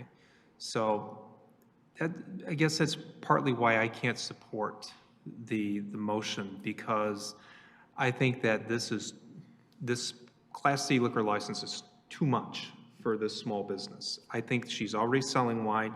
I love the concept. I wish we had a ton of liquor licenses. This goes back to the whole Michigan Liquor Control Commission, which I think their policies and how they do liquor licenses in this state is so backwards that it limits economic growth in cities, that we are limited, we have such limited numbers, or we get such limited numbers every 10 years if we get any at all. So that's just a long-running state issue, and I wish we had an unlimited amount to hand out to everybody that had a great idea. But the whole idea of these liquor licenses is for economic development. And we have talked about, we changed our ordinance so that places didn't have to have a kitchen so that we could have jazz bars and cigar bars and that kind of thing, but typically higher intense uses for those liquor licenses. Many more people coming in and out of the doors that justifies the economics of a Class C liquor license that we get every 10 years. So again, when a bigger business comes around and says, I want a liquor license, and we don't have any, then we've kind of shot ourselves in the foot. So that means we can't just give these out to everybody that wants one. We have to be very careful. So love the idea. And again, I love wine and cheese, but I think that this is kind of too much for a small business. That's my opinion. This is too valuable to just give away to a smaller sized business that, you know, already is able to sell wine, already able to give tastings. And I've been to a lot of tastings, and you don't need that much when you go to a tasting. If you want to, you know, get that much, then you need to buy the bottle.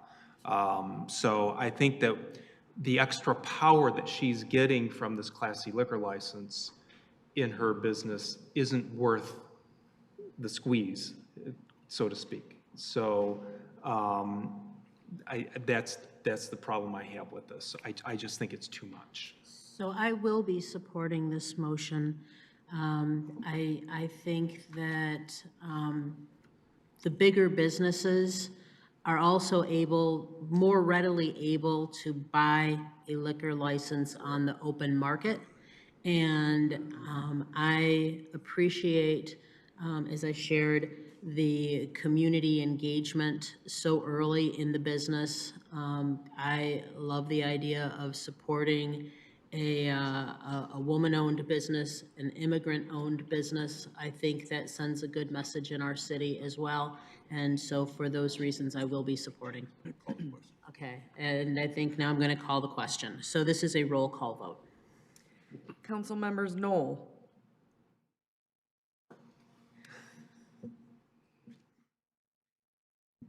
Yes. Dwyer, Yes. Bruce, No. Bridges, Yes.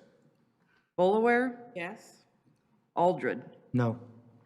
Mayor Rich. Yes. Congratulations. We wish you all the best. And thank you for investing in Farmington Hills. Thank you so much. Thank you. Okay, so we have item 8A of new business, and then we're going to take a little break. All right. Madam Mayor, a motion to approve and authorize the city manager and city attorney to proceed with the settlement of Reed versus Farmington Hills case in the manner presented by the city attorney in closed session. Okay, there's a motion. Is there support? Support. Okay, we have a motion and support. Is this a roll call or a regular vote? It's a regular. It's a regular vote. Okay, discussion? No? Okay, then all those in favor, please indicate by saying aye. Aye. All opposed, same sign. Carries. And we are going to take a short recess.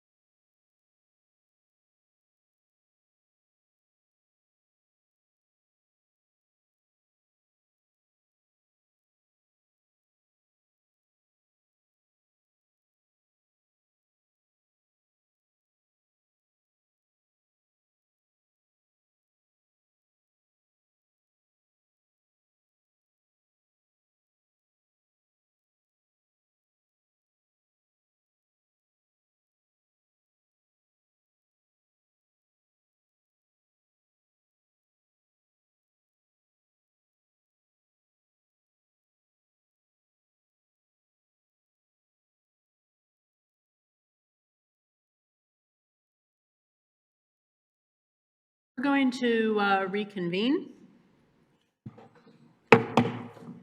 Welcome back, and we now are on public comment.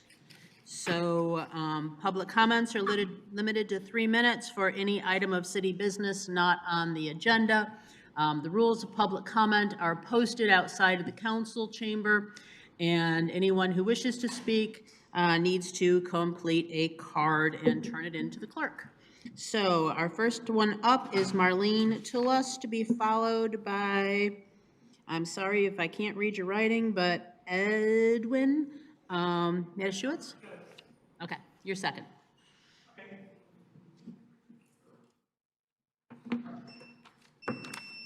Here's Bill. And good evening. Good evening. Mayor Rich and City Council, staff. I'm here. Marlene, can you lower the microphone a little bit so I can hear you? Thank you. Good. There you go. It's good. I can never figure out why the singers put it right on their mouth. You're good. It's like, I'm just here briefly to thank you very much for your support and your advocacy for the maintenance of Spicer House in the Heritage Park. It is undergoing, at long last, the roof replacement. And the replacement, well, we got the information to us in late 2022, and in a couple weeks, the roof will be finished.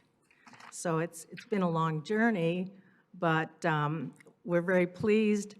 The roofing product is a recycled material, and it is recyclable. It should last about 60 years.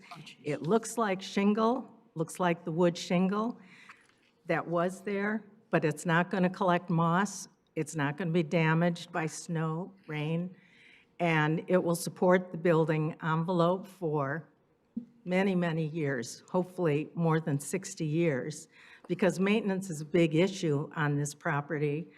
And that brings me to the point that now that the roof is replaced, almost finished, the building will be secure with walls, et cetera, no leakage inside. However, there's more to be done, and the exterior of the building, the wood framing of the windows, the wooden doors, we're seeing a lot of rotting and decay. The windows are non-functional. They need, hopefully not replacement, but they need work. And so the work needs to continue.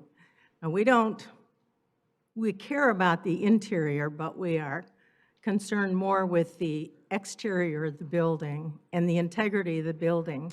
So while you have been persistent, dedicated, advocates, supportive, we hope that you continue with the maintenance of Spicer House because it belongs to the city, and we'll do what we can to keep it going, to protect it, and we hope that you'll do the same.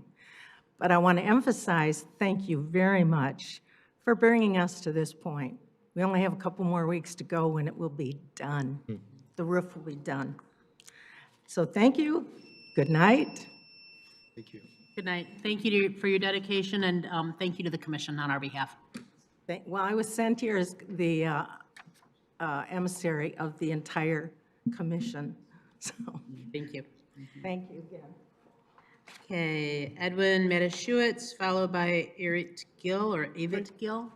Good evening. Everybody tired? I know I am. Anyway, reason I'm here is to express my complaint and dissatisfaction in how people are not working together in the city of Farmington Hills. Specifically, like 2 weeks ago, a bunch of guys showed up, put flags all over our subdivision, and last week they showed up with construction equipment and they started digging.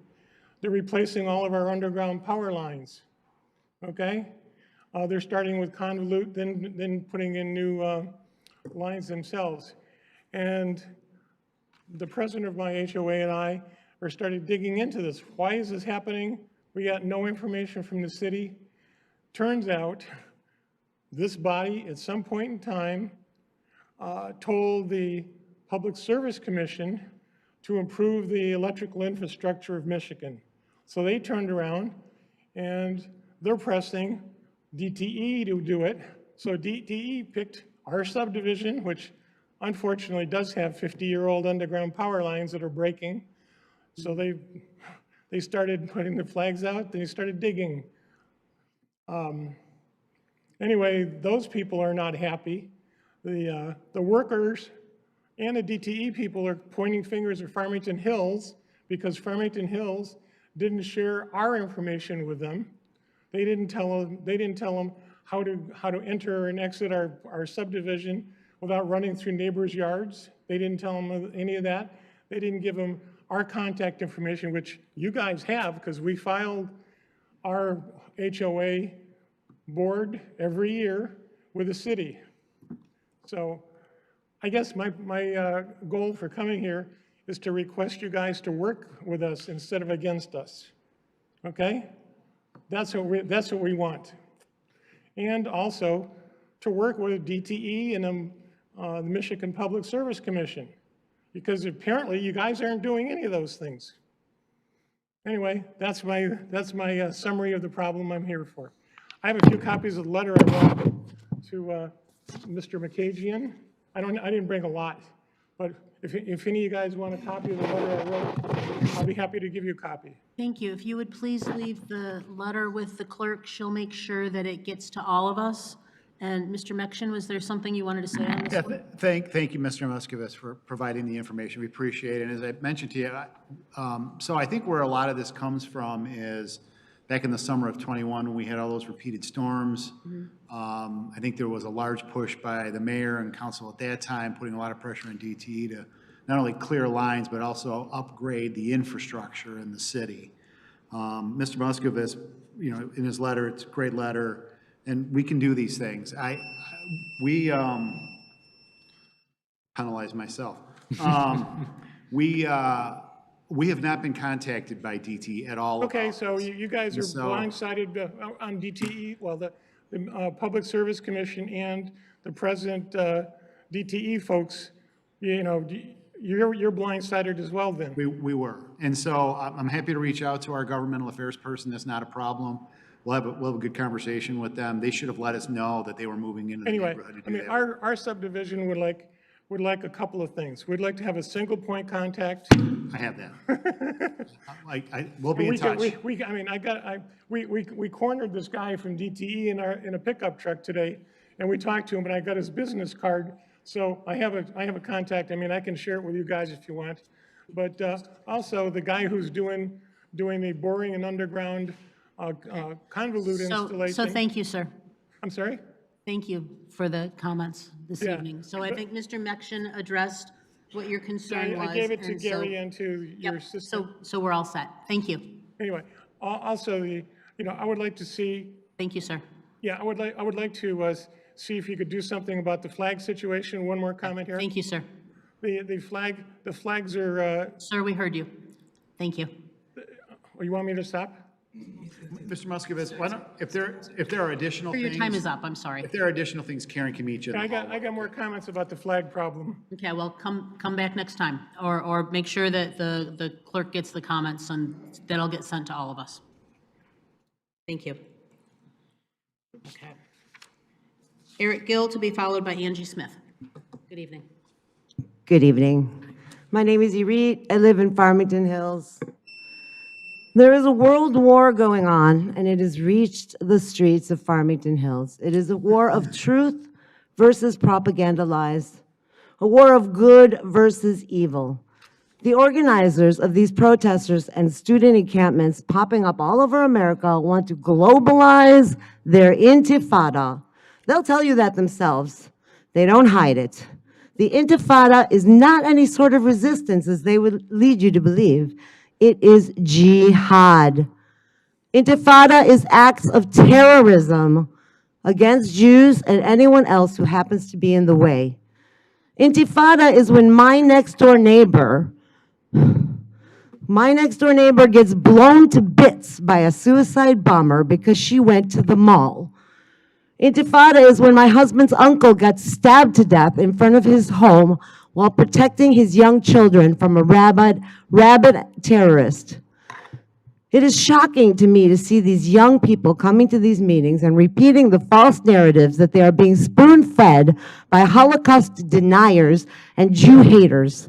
The enemies of freedom have said, first we come for the Saturday people, then we come for the Sunday people. It is frightening and ironic that while women in Iran are fighting for freedom from religious persecution, the youth in the United States of America are marching with the ideals of the Ayatollahs of Iran and the Qatari mullahs.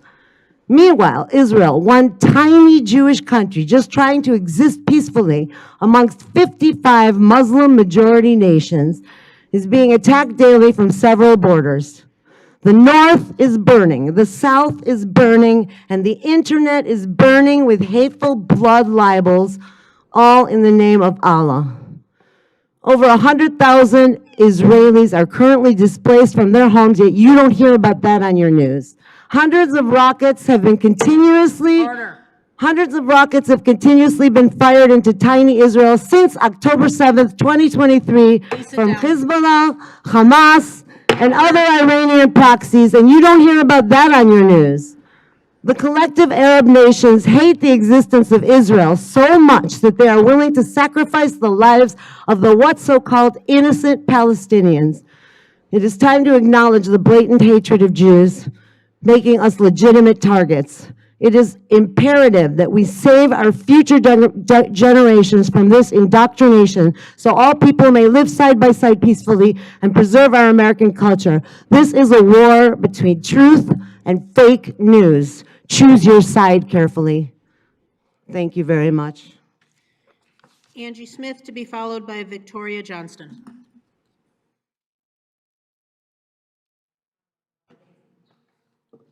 Order. Thank you. Good evening. What I just saw was very disturbing. To have our Farmington Hills Police Department have to rush up because of what has been happening since the past election.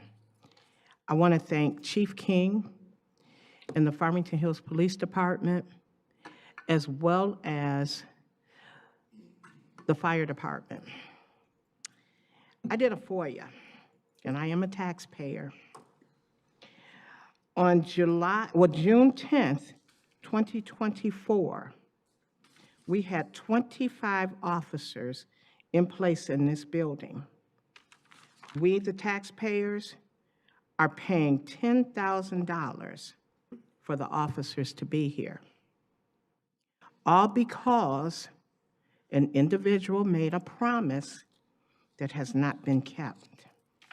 I have been to every meeting. I don't know if you want to call this the Imagine Theater or the ballpark. We've had people come in here with paper towels cleaning off the microphone piled up at the corner, lying and saying that the bathrooms were nasty, pop cans being popped open, and people walking around here eating chicken.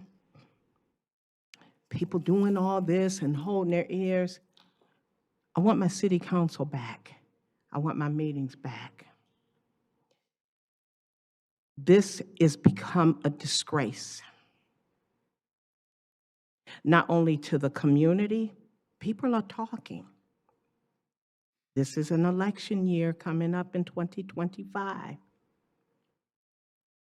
At the end of the day, if we paid $10,000 just for that last meeting, what are we paying today? And what are we paying in the past? My grandfather used to have a saying, and I know I quote him quite a bit, better pissed off than pissed on. Well, I'm tired of being pissed off because I'm being pissed on. This is ridiculous that this meeting and these meetings have come to this. This makes no sense to have the police here like this daily. I will say to you, Mayor Rich, I ask that you refrain from campaigning and get this fixed. I know you do a lot of weddings, But at the end of the day, most of them people ain't gonna stay married anyway. I give them 6 months. I ask that you get this together because there are other elected officials that are banding together that are asking you not to run again. I'm telling you this personally. Thank you. You're welcome. Order. Victoria Johnston to be followed by Caleb Johnston. Good evening, Mayor Rich and City Council members. My name is Victoria Johnston. My husband and I are residents and homeowners in the city of Farmington Hills. Although this is my first time giving a public comment before this body, I have been watching the City Council meetings via YouTube for months.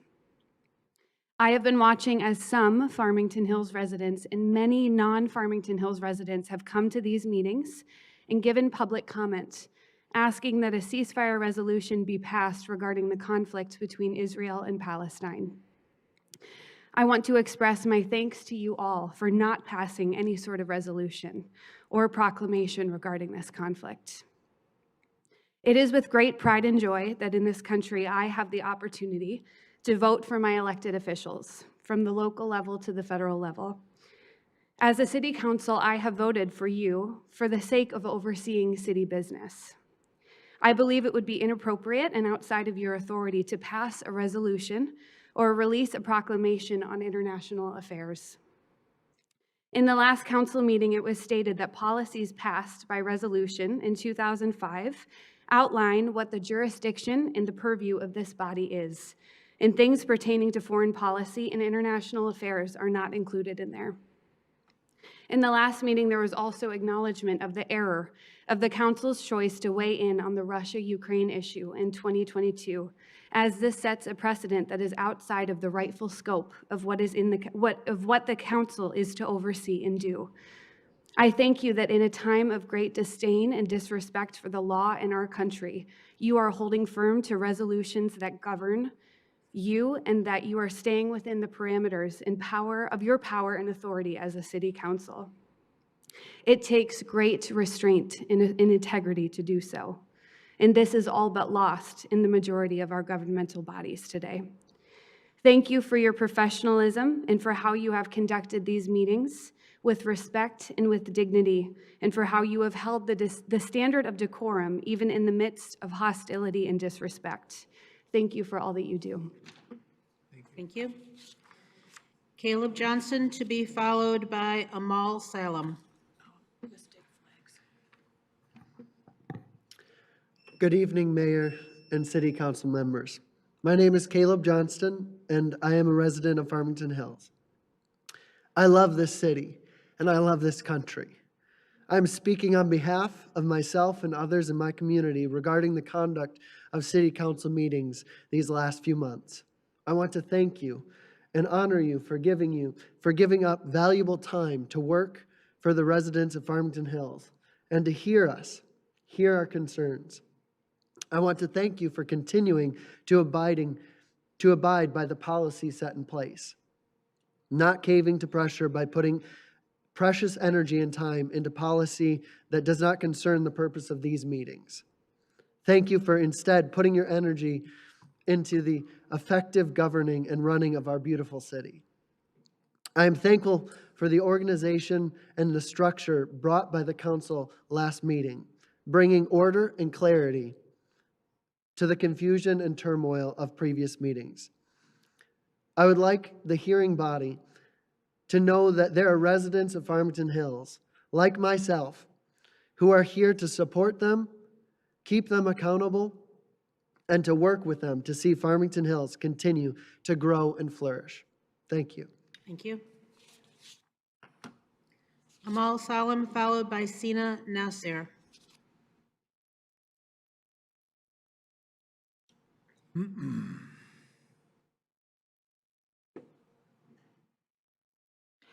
Good evening.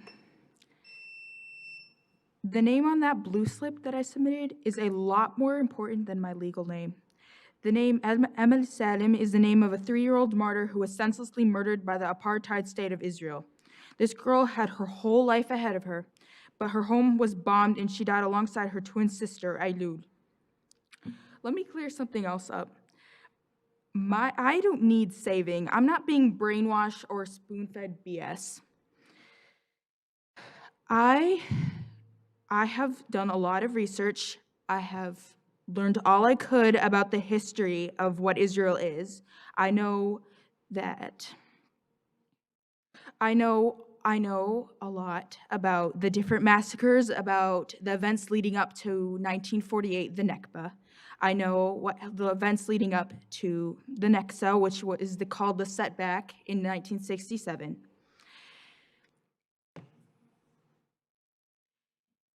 Let me tell you about one city, one village that was ethnically cleansed in 1940. It was called Deir Yassin, and it was one of over 500 cities and villages that were completely depopulated in 1948. If you were to go there today, you would see rubble and you would see abandoned buildings, and part of it has been completely taken over by a modern city. Multiple women that day were sexually assaulted. Multiple hundreds and hundreds of people that day were lined up on the streets and shot down by the Stern Gang and other gangs and militias that helped, along with the British Army. That's just one, that is just one incident that occurred that year. There were others. There was Lid, there was Safad, there was Gaza. Gaza used to be one city, Gaza City, before it had a border, a line drawn around it. It went under siege in 2005, where all the Israeli settlers were moved out, and all the settlers were moved out. All of the Palestinians were forced into one little area, and that was 26 miles long and 3 miles wide. I personally think that we today in this city have had a lot of say over what you guys have done. You guys have brought in cops to protect us. Like, thank you for that. And you guys have lowered the public comment. Thank you. Thank you. Thank you. Good night. Thank you. Thank you. Sina Nasser, followed by Aiden Reek. Good evening. Good evening. My name is Sana Nasser, and as of recently, I took my shahada, which, if you guys don't know what a shahada is, it's basically converting into Islam.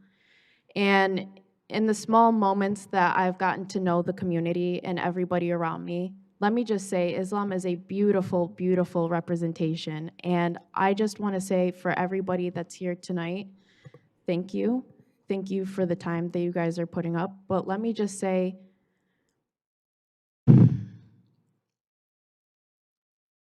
I lost my mother 2 weeks ago. I lost my mother 2 weeks ago, and it hurts my heart. I can't imagine every single person that lost their brother, their father, their mother, their sister, their cousin, their uncles, every single person in Palestine. And the small frame, this was the first ever death I've ever had, and my heart literally was gone, literally ripped out of my heart. I can only just pray that my mom is in heaven watching over me right now. That's all we can do. And for every single person here, I represent not just Palestine, I represent myself, who is an Arabic, Mexican, Polish, Black person. So I represent the white community, the Black community, the Arab community, and Mexican community. With that being said, it shouldn't just be pushed aside that Palestine is nothing besides a little bit of rubble. In the small amount of time, I have had a huge community of lots of love, people that I didn't even know that shown up to go and pray about my mother, who is now in the grave, that is no longer here with us. So I understand that sometimes it needs to be pushed aside, that this is just another paycheck, that you guys are here. But let me just tell you, somebody just lost their life today. Let me just tell you that they can no longer have their deceased, dead family. And is it our fault that any of this is happening? Absolutely not. But are we Americans? Is this not an American thing?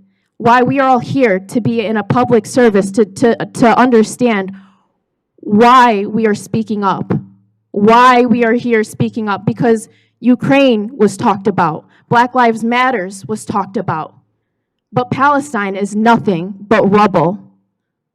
Those people that lost their families, they can no longer have them. So may I ask you, especially you, could you please open a foundation or at least just have common knowledge about just the awareness that how many people have lost their lives every single day and they can no longer go back to the homes. You guys can all go back to your homes. Every single person can. Thank you so much. Thank you.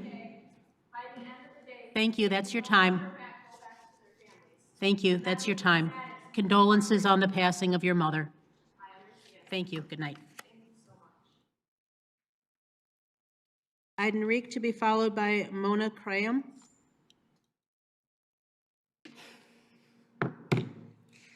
Ahlan and Shalom. My name is Danny. I'm 23 years old, and I live in Farmington Hills. My mother's parents were born in Iran. My father's parents were born in Egypt. All had to escape their homelands due to anti-Semitism. When I was 18, I drafted to the Israeli Defense Forces and served for 32 months as a combat medic on the Egyptian border, from Eilat to Gaza. I went there to serve and protect my family, my friends, that has been, from that same anti-Semitism that has been popular for centuries in the Middle East and has now taken over the Western world. At the end of my Army medical training, I took an oath to treat every injury, every wound, from lover to hater, from friend to foe. In fact, one of the last days of that same training was entirely dedicated to that same saga, to always see every situation from the medical one, never from the emotional one, to teach me that I could be seeing my friend and the person who viciously attacked him lying side by side, and I as a combat medic of the IDF should treat them both as complete equals. A lot of things have been said about the IDF, but one thing has never been denied: its mighty strength. One of the smaller countries of the world with one of the fiercest armies, never to lose a war even when 5 countries were attacking it the day it was formed. Ranked in the top 5 armies of the world between US and Russia. Now I'd like you to tell me, if an army that size would like to, as you guys say, commit genocide, if an army that size would like to Pearl Harbor or Hiroshima, that little tiny strip of land, 25 miles long, 10 miles wide, how long would that take? Because if I had to guess that, I would guess about, 30 seconds? If Israel would aim all its weaponry right now at Palestine and aim to ethnically cleanse the entire land, it will take about 30 seconds for that to happen. So why has it taken over 75 years? Why are we doing such a bad job at it? My point, obviously, being there are casualties in war, and it is always a tragedy.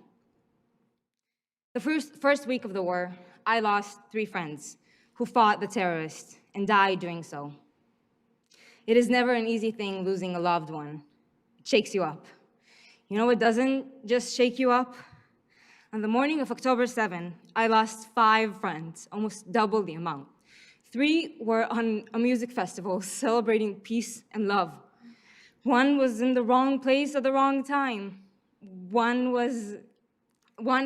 It took several months to even identify that he was killed that day. Just let that sink in for just 1 second. I just want, okay. Thank you. Thank you, guys. And just a reminder that the audience will remain quiet while everyone speaks. Good evening. My name Sorry, is this is Mona. Mona Cram to be followed by Dr. Rantisi. Good evening. Good evening. I'm not gonna ask you or tell you how many people already killed how many churches, I'm not going to say mosques, has already been destroyed in Gaza. They don't say we only kill Hamas or other people who fighting us. They destroyed more than 300 schools and colleges. They destroyed, I don't know how many hospitals. They destroyed hospitals for babies and incubators. They killed them. All this, everybody know it. I'm gonna ask a question. If we hear about somebody rape a girl, we're gonna take him to jail here, correct? We're gonna take him to jail if he rape a girl. If he rape an older woman, we're gonna take him to jail here in United States. But what the Israeli soldiers did, they get a pregnant woman who was pregnant for 5 months. They strip her all clothes. If I am here and take off my clothes, you're gonna kick me out. They strip her naked in front of her husband, her mother, her kids, in front of all the men in the area. And not one soldier, more than 3 soldiers, they raped her in front of everybody. She begged, she said, I am pregnant, please leave me alone. What we do here for pregnant women? Folic acid, we take her to hospitals, million checkups, everything. But in Palestine, in Gaza, they rape her. This is what's happening to our ladies there. Is she fighting? No. This is what they did to her. I'm gonna ask you all. You all have or daughters, or granddaughters, or sisters, or wives. What you gonna do if you see anything or anybody just touch your daughter? You're gonna come crazy at him. Leave your hand away from my daughter. Can you imagine this to happen to your daughter or to your sister or to your granddaughter? Who get killed? He's going to heaven. But what is this that happened to those ladies? What happened to the man that they tie him to the car and they pull him in the street? Why? Why is this? Why are they doing this to us? We are Palestinian people. We only want peace. Thank you. Thank you.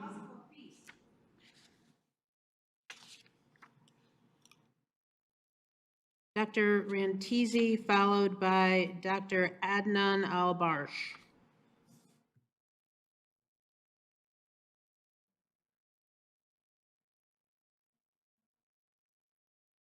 Dr. Rantisi, second call. Dr. Rantisi, third call. Okay, Dr. Rantisi is not here.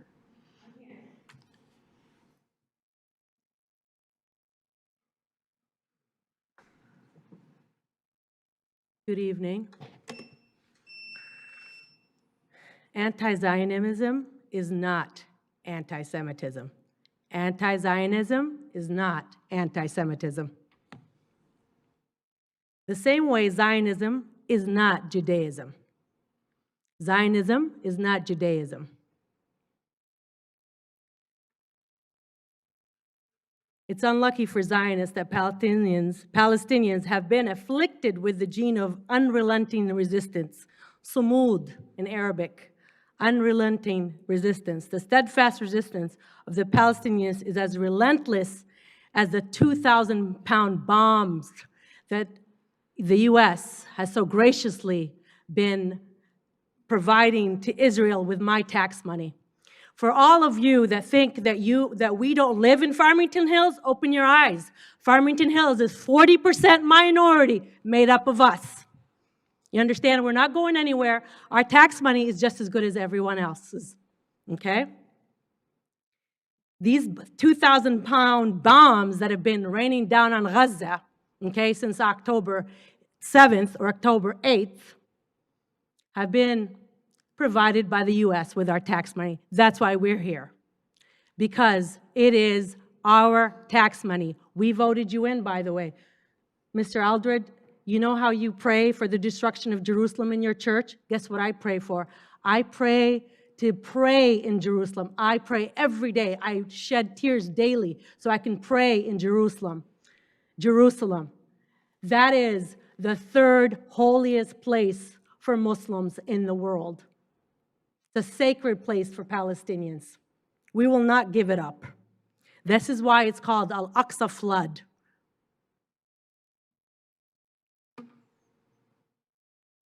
The 2,000-pound bombs that have been used to carpet bomb Gaza are paid with our tax money for the last 262 days. We're going to continue to come. You know why? Because Palestinian lives matter. Palestinian lives matter. The third oldest church was bombed in Gaza. Does that mean anything to you? We're talking about Spicer House. We want to preserve the Spicer House. What about the third oldest church in the world? By the way, I wanted to thank you for having 30-plus police officers last time and another 20-some police officers to keep us protected. But you know what? Your money, our city money, is better spent saving the poor people in Palestine, all over Palestine, that are being massacred and brutalized by the apartheid terrorist state of Israel. And for the Israeli occupational forces soldiers that are... Thank you, Mrs. Peristakis.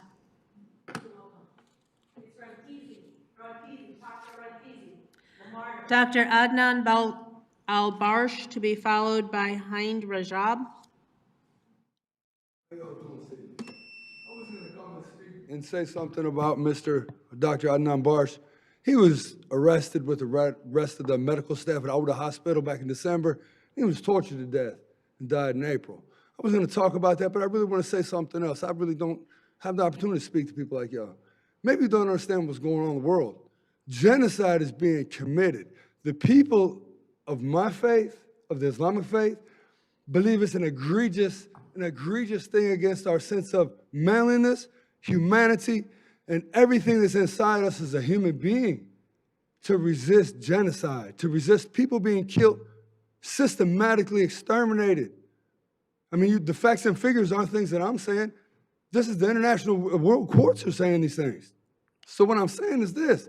You don't realize the people over there that are shutting down the Red Sea, the people over there that are gladly sacrificing themselves to free themselves.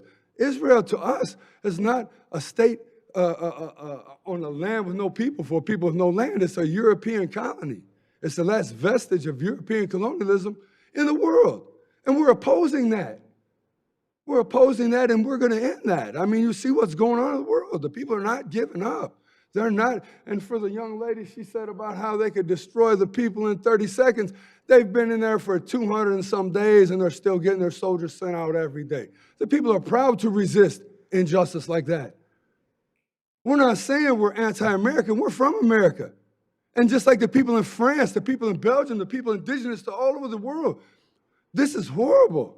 And it's not something we're going to forget election time. Believe me. We live here. We know the city of Farmington Hills has ties with Israeli companies. Like the college students say, disclose, divest. We will not stop. We will not rest. We're not going to stop. We live here. We're not going back to anywhere. It's an outrage to any human being's sense of humanity to sit and witness 15,000 children slaughtered, 40,000 civilians slaughtered. Where are the dead soldiers? You don't see them because they're under the ground fighting like the Viet Cong fought the American occupation forces.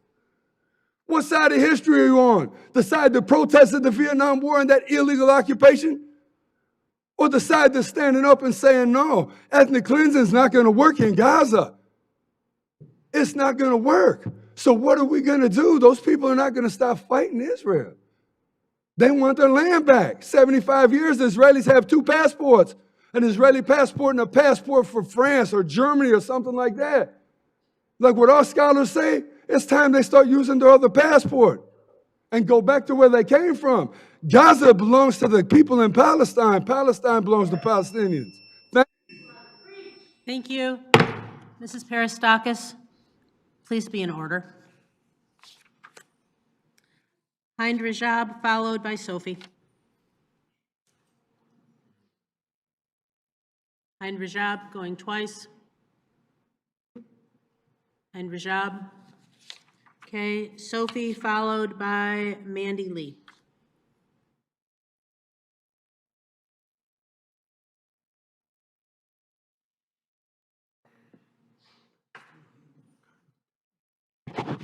Every 2 weeks, Teresa and her city council come up with new ways to infringe on our First Amendment rights. She had the police chief come after us and declare that we're not allowed to assemble outside City Hall.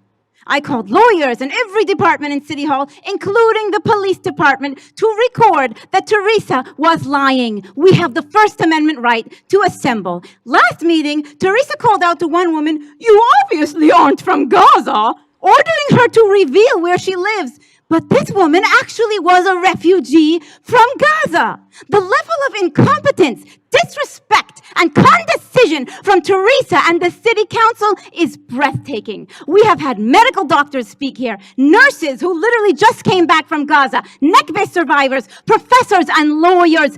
Anyone else would be gratified with such a panel of experts. Our level of knowledge versus your level of knowledge is stark. I really recommend that you take some classes in government and civics. Teresa, I will personally tutor you if you like for free. Randy here always gives factually incorrect comments about the Middle East. He should read a book instead of playing Candy Crush. The city attorney and his assistant were laughing and pointing at the last meeting, but you didn't bang your gavel at them. You and your city council are the ones out of order. You don't even understand your role as a public servant, Teresa. Nearly 40% of Farmington Hills is Black, South Asian, or Arab. More people here look like me than like you. We are the constituents. You had a Zionist here who said that she just moved here this year to Farmington Hills, and now she's moving out to Franklin. Teresa, follow all the Zionists to Franklin. You gave an ADL proclamation about hate speech, and then you allow Zionists to stand here and spew hate speech. You yourself said that you don't have to support ceasefire because you already allow Arab women to use the town pool. Teresa, that's absolutely racist. Now we are demanding a financial ethics policy, which forbids the city from investing or making contracts with businesses that profit from genocide, apartheid, war, human trafficking. No bribes. You refuse to ratify this policy. Our goal is to keep exposing you. Not only is Teresa's son, Zach, an employee of APAC puppet Haley Stevens, but he's also on the Farmington Hills School Board. More conflicts of interest. Cities everywhere need to divest.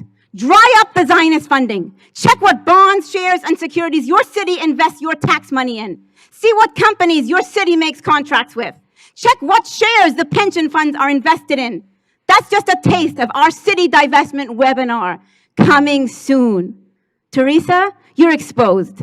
We're winning. Thank you. Order, please.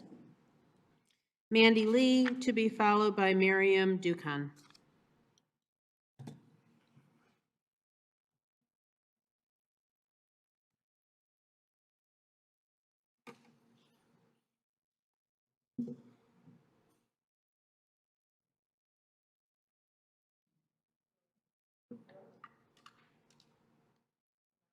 The mic on?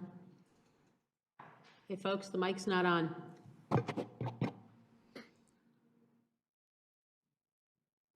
Hello, hello? We are.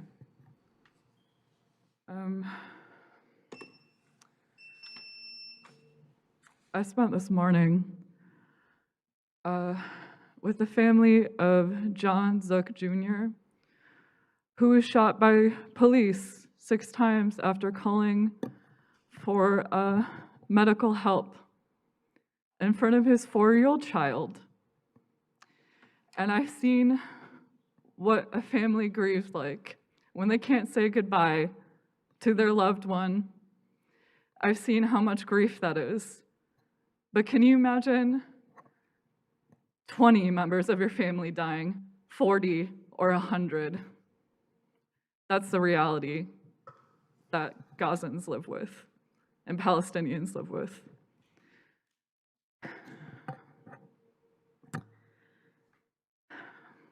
Do you know how humiliating and dehumanizing it is for these people to have to come here every time you meet and beg you to care? It is unconscionable. Can you imagine how that feels like when you have to live with the reality of your family members dropping like flies, not knowing when you're going to talk to them again, not knowing when you're going to speak to them again, and having to come here and beg you to care? You know, when I was little, I used to think that, how could we let the Holocaust happen? How could members of my grandfather's family be killed and everyone looking away? I used to not understand how that could happen, and now I do. I see it in all of you who look away. I see it in all of you who find it inconvenient to do what's right.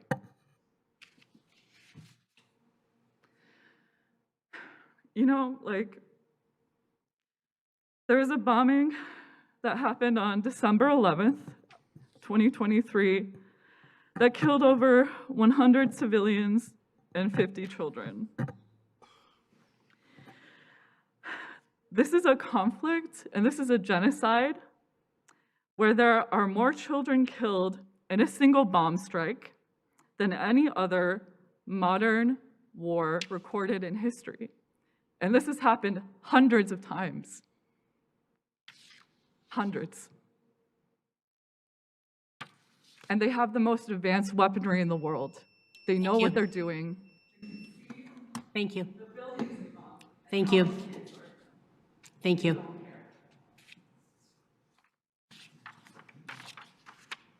Miriam Dukan, followed by Aziz Smidi. Good evening. Good evening. So I will not be silenced because I demand justice for the Palestinians. And just because I know the truth, it does not mean that I'm being spoon-fed any ideals or propaganda. The right to resist oppression is inalienable to all human beings. Palestinian rights are not up for negotiation, and neither are mine. These people have endured decades of oppression, displacement, and systematic discrimination. Families are torn apart, homes destroyed, and livelihoods shattered. They are colonized people, and we will continue to fight for their rights until they are freed and liberated. I just want each and every one of you to put this in your head. Palestinians will never be erased from history. Try to put yourselves in their shoes. Imagine your home is demolished, your child killed, your spouse imprisoned.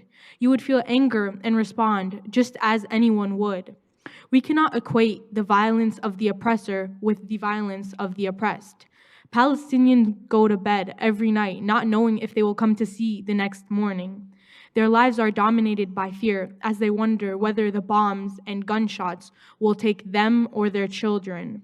The world has normalized and legitimized the horrors that they face in their own homes. What we are witnessing right now is nothing short of disturbing. And you guys are encouraging their genocide and war crimes, and it is absolutely appalling. Palestinians have not had a day of peace, safety, or freedom since Israel began their illegal invasions, land theft, and occupation of Palestinian territory. And I want you guys to know one thing. Nothing is stronger than the will of the oppressed. And soon they will rise up and you guys will see. Free Palestine. Thank you for listening.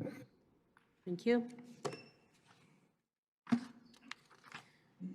Aziz Smidi, followed by Smayan, I see an M. Good evening, Mayor Rich, City Council members. One of our American ideals is to protect and preserve life, but recently it has become clear that we have forsaken this ideal when it comes to preserving children's lives in Gaza.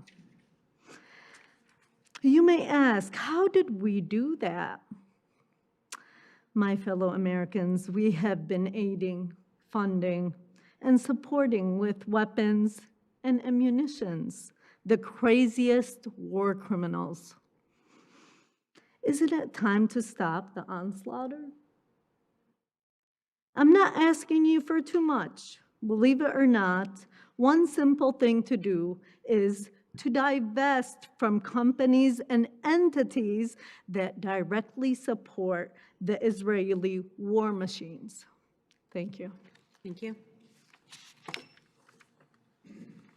Sumayan, followed by Afra A. Hi, good evening. I don't want to take up too much of your time. The only thing I just really want to ask is if you guys can pick up on where you stopped. You guys were on a right track.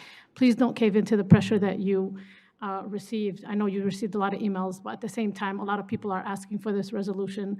So please put it back on your agenda, take it into consideration, think about it. And I mean, the president has asked for a ceasefire resolution. The UN has. A lot of countries in Europe are recognizing Palestine.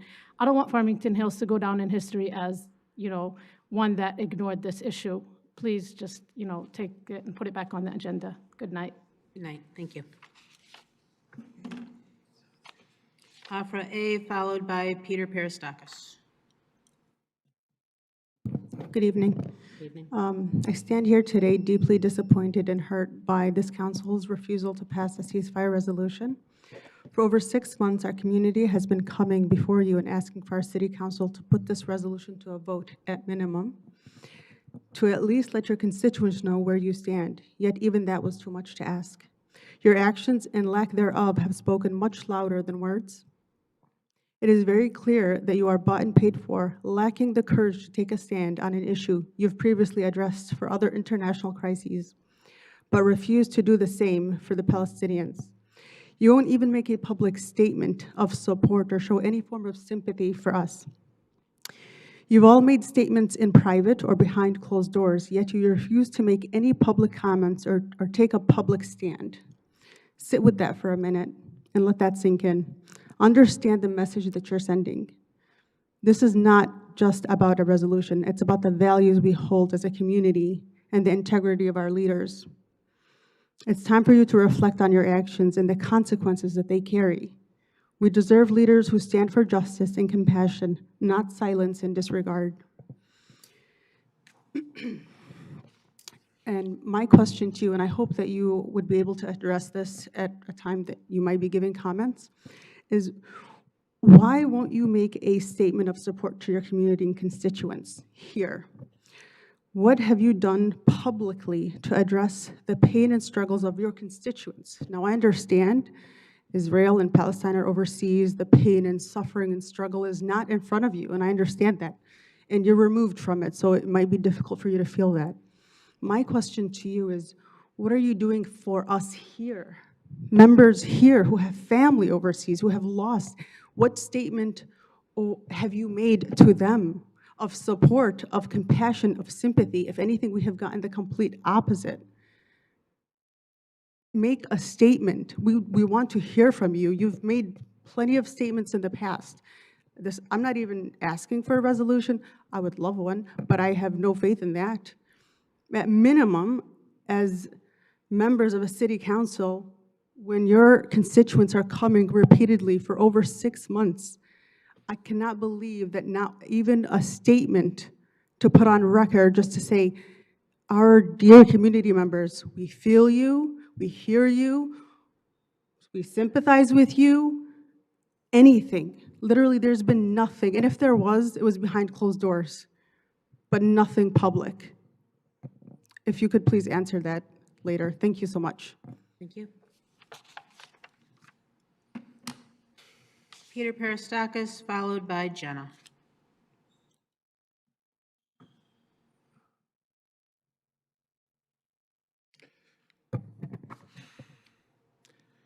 City Council. I just want to make something clear. We are not humiliated, nor have we become tired coming here advocating for the oppressed, the Palestinian people. It's not, it appears that we might be humiliated, but that's not the case. We will keep on coming, weekend or every other week. We will keep on coming. The ceasefire supporters have been coming to these meetings for over 7 months. Our city council has lacked the fortitude and integrity to put a vote on the agenda. Okay? Today, hundreds are still being murdered by the racist occupier forces of the country of Palestine. Every day, you look on the news, or maybe not on the news, on TV, but you'll, if you search for it, you'll find out. They'll give you the, the latest death tolls.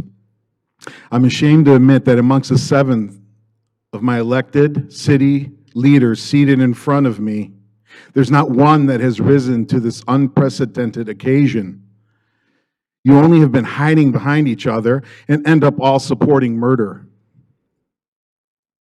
The best our local genocide mongers say is thanks for not wasting the time of the city council for not voting on the ceasefire. It's an international matter this does not need to be concerned with at the local level. In this genocide, we've been asking you to just say, stop the violence. Stop the violence. Palestine supporters continue to come meeting after meeting, multiple hours of public comment. Do you guys not even value your own time? Your lack of action is wasting time.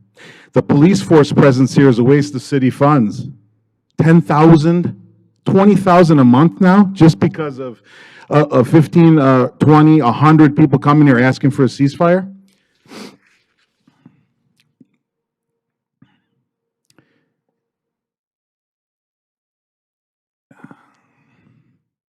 Now, others have been talking about us, like denying Holocaust and all this crazy stuff. We're asking for a ceasefire.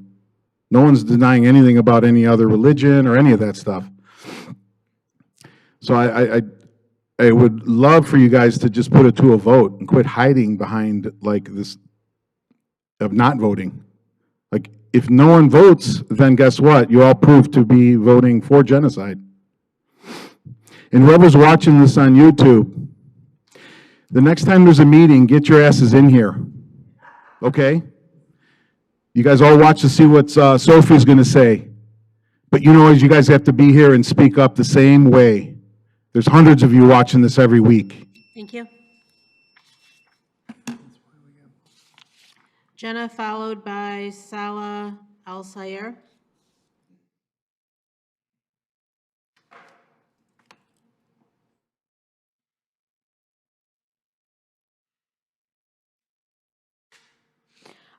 So, hi, good afternoon, or not so good, now that people have been being mercilessly slaughtered by Israel for months, 200 plus days, and you guys refuse to call for a ceasefire, which, like my dad said, is not denying a Holocaust, it's not jihadi or whatever that person came up here to say. She spewed hate speech, and last time I checked, that wasn't allowed.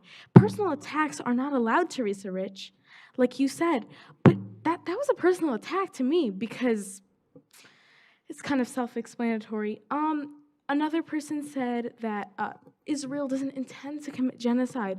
When did they say they intended to commit genocide? They said it, Deputy Knesset Speaker Nissim Vaturi from the ruling Likud Party wrote on X, formerly known as Twitter, that Israelis had one common goal: erasing the Gaza Strip off the face of the earth. Last time I checked, that was genocide. Israeli Heritage Minister Amichai Eliyahu from the far-right Jewish Power Party suggested that Israel drop a nuclear bomb on Gaza. That's genocide. I would also like to address the lack of couches, stair access, and vending machine. I just wanted to buy a Sprite, honestly. Like, this is a long meeting, and I just wanted to drink. I'm thirsty, and I wasn't able to have access to the vending machine. There's nowhere, you guys removed the couches from in the hallway, and I can't sit on the stairs anymore, which I find very troubling, and my legs don't like it either. Like I said before, you made a proclamation about no place for hate. You said Farmington, no, hate has no home in Farmington Hills. But allowing somebody to stand up here and spew racist, genocidal, anything negative, and Islamophobic, anti-Semitic, and may I remind you, anti-Semites are Arabs too, so that is anti-Semitic, what she said, and sitting up here claiming that she was part of the Israeli Defense Force, and if Israel wanted to wipe out Gaza, it would have already, which if she was educated, she would know that Netanyahu's using this so-called war to stay in power because Israelis don't want him in power. She was able to stand up here and spew hate speech, yet when somebody even claps their hands to support something, an opinion of theirs, you bang that gavel of yours against the counter. And thank you. If Candy Crush doesn't... Thank you.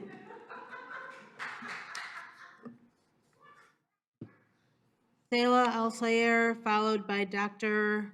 Hamam Alo. Good afternoon. Before I start, I just want to give you two definitions of ceasefire. One, your definition of, or what you think is the definition of ceasefire. I hate Israelis. I hate Israelis. That's what you would think it means. The real definition of it is a temporary suspension, typically one during which peace talks place. A truce. It's not anything anti-Semitic. It's just a truce from both sides. So it's not really something that's really controversial. It's both sides stop war and try to talk it out. We had somebody from the school board come to our school and told us about bullying. There's the bully, who is Israel. There's the bystander, which is you guys, because you guys aren't saying anything. And what you want to be, the upstander. You want to be the upstander and call for peace, call for a ceasefire, and stop sending Israel money. I want to end with a quote by Darwin James Baldwin. He says, not everything that is faced can be changed, but nothing can be changed until it is faced. Thank you. Thank you. Dr. Hamam Alo, followed by Mark Forshee, and that is the last slip we have. Dr. Haman Alo twice. Dr. Haman Alo 3 times. Okay. The last slip we have is for Mark Forshee.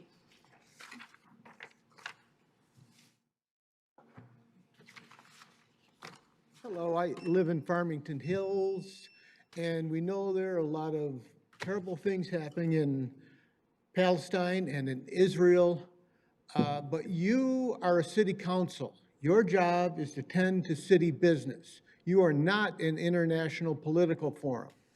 If you decide to